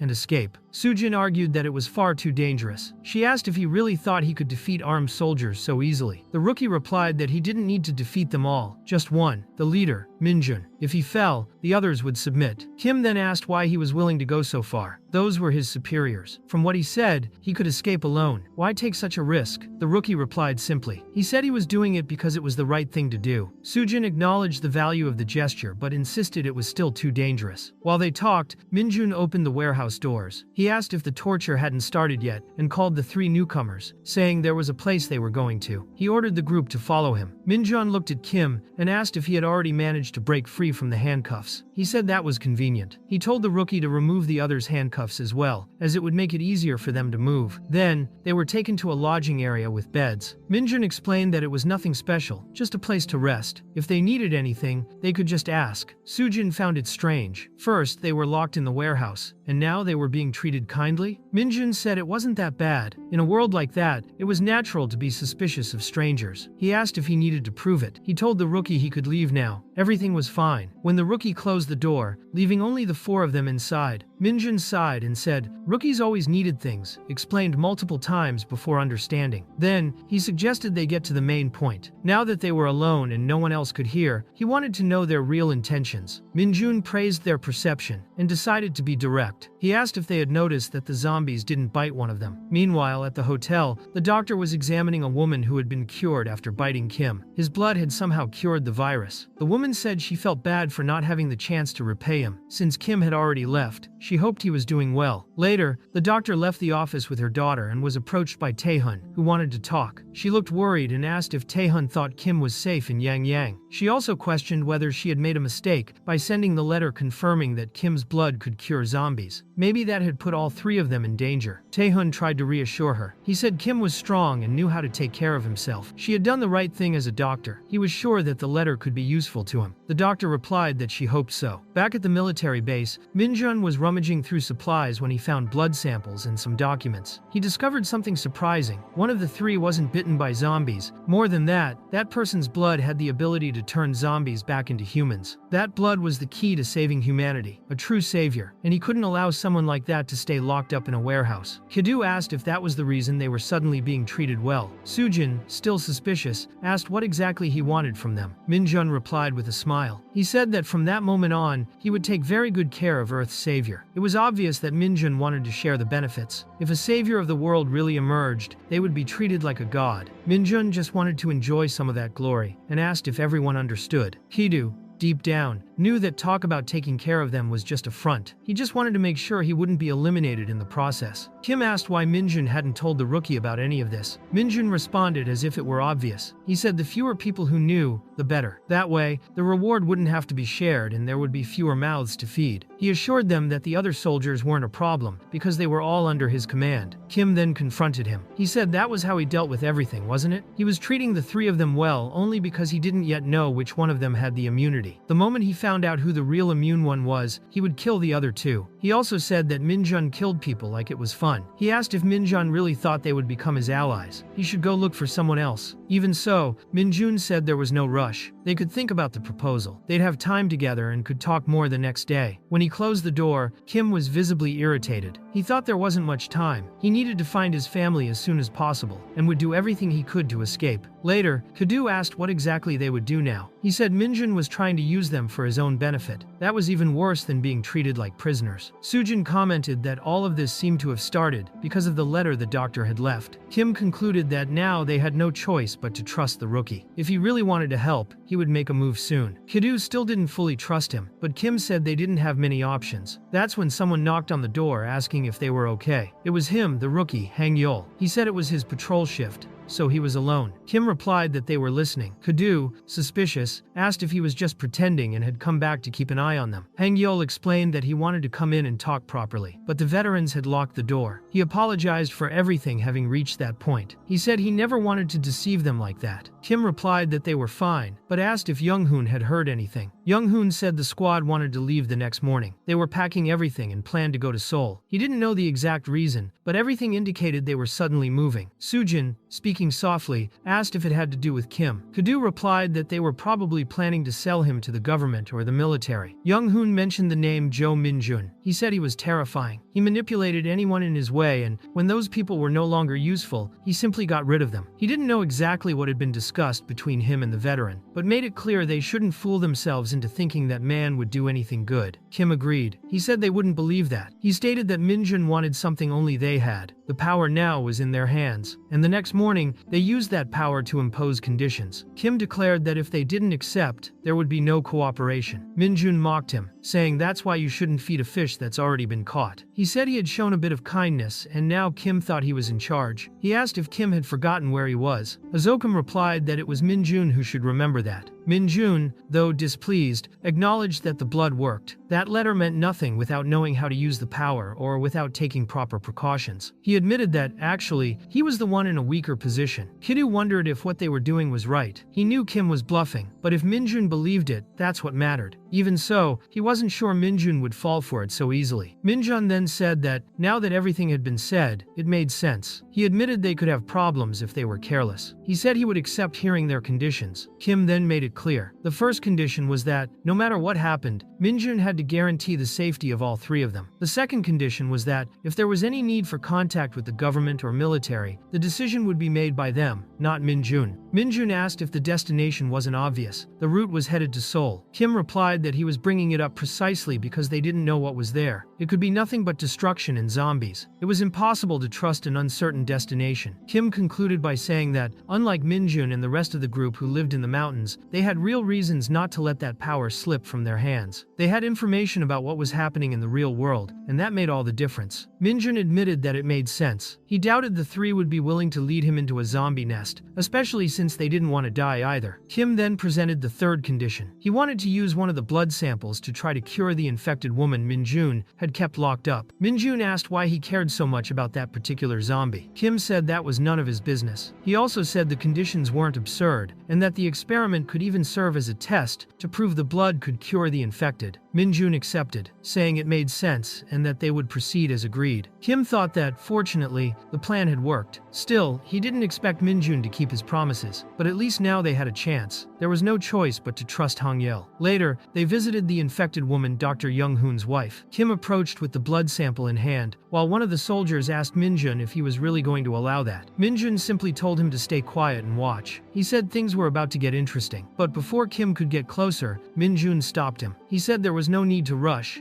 especially since not everyone in the audience had arrived yet. Then they threw Dr. Young-hoon into the room to witness the scene, since that was his wife. Minjun said he should be thankful for the privilege. Kim looked discreetly at Young-hoon, who gave him a sign. It was time to put the plan into action. One of the soldiers was terrified, watching Kim deliberately approach a zombie. Hangyel also doubted whether it would actually work. Kim kept walking. The infected woman didn't bite him, that was his power, he was immune. Everyone was shocked to see him approach gently and, with care, offer his blood to her. Moments later, she collapsed. Dr. Young-hoon rushed to her, desperate, trying to check her condition. After a few moments, she started to speak again. Young-hoon asked for water urgently, as she was showing clear signs of dehydration. One of the soldiers, in shock, asked if the zombie had really turned back into a human. Minjun, seeing the two helping the woman, asked what they were doing and ordered them to get the water the doctor had requested. But the soldier pushed back, asking why he hadn't sent the rookie. Kim then realized what Minjun was about to do. Without hesitation, Minjun gunned down the two soldiers on the spot.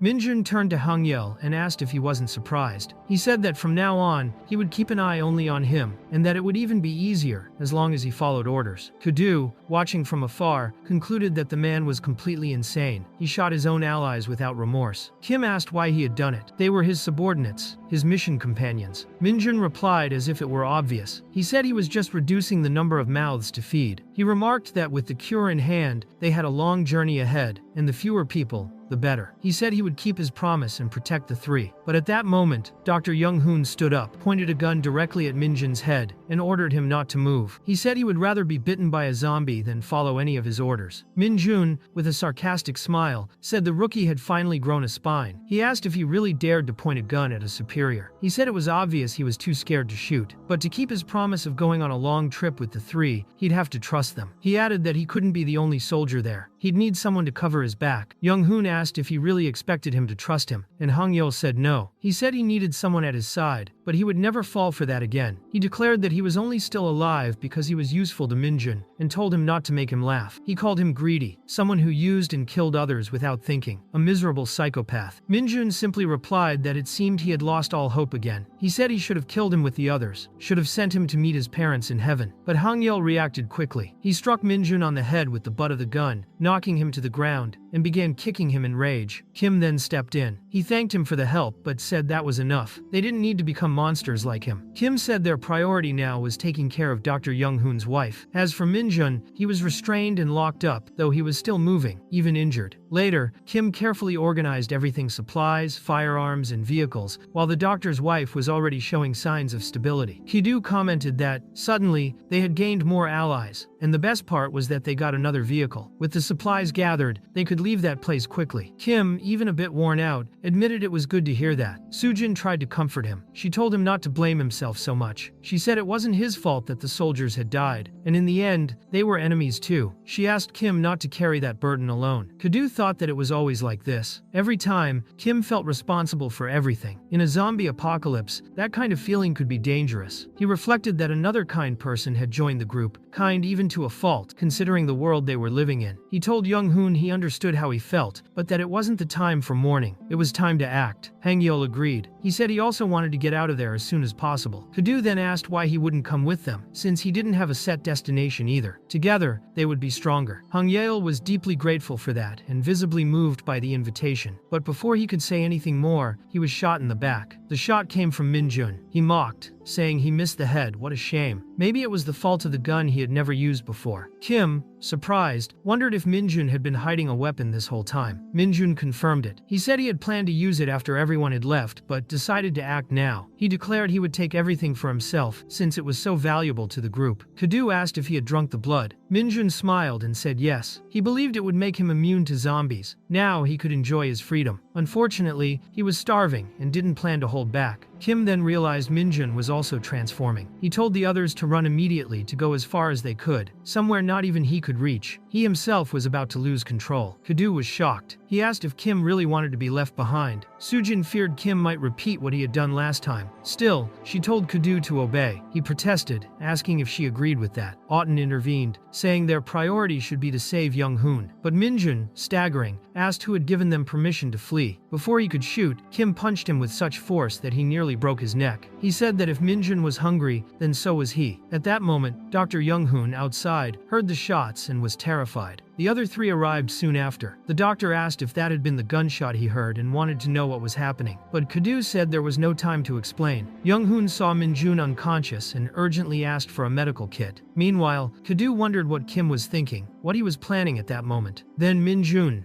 wounded, stood up. He said it hadn't been that bad after all. Kim seemed weak, but he had landed a good punch. He commented that this was how it should be. The previous plan was just the easiest, fastest way. Now, they would fight to the death. Kim was the first to charge, but Minjun retaliated with force, throwing him far away. A fire began inside the warehouse, caused by the cigarette he had left near the fuel drums. As smoke spread, Minjun joked that maybe this counted as special effects for their final fight. He said it wasn't so bad. Minjun then reflected aloud. He said that if only the two of them couldn't be bitten by zombies, then they were of the same kind. Gods in the new world, humanity's saviors. But he soon declared that only one of them could exist. The next punch was brutal, so was Kim's. The fight between them intensified, violent, and merciless, while the fire consumed the warehouse. Sujin, outside, saw the flames and asked if the place was on fire. Young Hoon confirmed. He said the place was full of flammable chemicals. With that dense smoke, they had to get out quickly. But Kadu didn't want to stand by. He grabbed a rifle and said he would go rescue Kim. Sujin tried to stop him, saying it was too dangerous. Kadu, however, said he couldn't just abandon him. No matter how strong Kim was, he was still at risk. Sujin then revealed that Kim had told them to stay away, not just to escape, but to protect them from himself. He knew he was on the verge of losing control. Meanwhile, the two continued exchanging punches amidst the flames. Minjun looked at Kim and said he expected more. He asked if that was all he had. Kim thought he had landed the next hit, but quickly realized he hadn't. Minjun was just toying with him. Grabbing his head, he slammed it brutally against the concrete and then kicked him away. With a twisted smile, he said this was insubordination and, as a veteran, he had to teach a lesson. He remarked that the strange hunger he felt made it hard to control his strength. Even so, he said he wouldn't kill Kim. For some reason, he had no appetite for him. Kim, taking advantage of the distraction, landed a clean knee strike to Minjun's face. He fell but quickly got up, saying Kim didn't die so easily. And that was great. It made everything more fun. As they fought, Minjun's body kept growing, going through increasingly grotesque mutations. Even so, the fight raged on, violent and intense, amidst the flames consuming the warehouse. Outside, Sujin asked the doctor how Hangyul was doing. Young Hoon said he had already done all the emergency procedures he could. Fortunately, the bullet hadn't hit any vital organs, and even better, they had the necessary equipment for treatment. He commented, impressed, on the quality of the supplies they had. He asked if they had received professional help. Sujin confirmed. She said a doctor had helped them. Young Hoon nodded, acknowledging that thanks to that, the situation hadn't been worse. He just hoped Kim wouldn't need emergency treatment too. Meanwhile, Kadu paced nervously. He was extremely worried, wondering if he could really leave Kim in there. If they lost Kim, it could mean the end of humanity. Determined, he started moving back toward the warehouse, now partially engulfed in flames. Then he heard something. He stopped and asked for silence. A faint sound came from inside, a cell phone ringing. Following the sound, he went up to the military base and found Kim's phone ringing. When he saw who was calling, he was completely shocked. Inside, with flames devouring everything, Minjun held Kim by the neck. His broken, bloodied body was barely responding. Minjun, with a bored expression, asked if that was all. He said he was disappointed. He admitted he was wrong. They weren't the same. Minjun believed he had evolved beyond Kim, and for that reason, decided to end it quickly and put an end to the torture. That was when Kadu appeared. He shouted for Kim to hear him that his sister had called. She was still alive. The words echoed like a jolt inside Kim, cutting through the pain, the blood, and the heat of the flames. It reignited something within him, a real reason to keep going. Hope,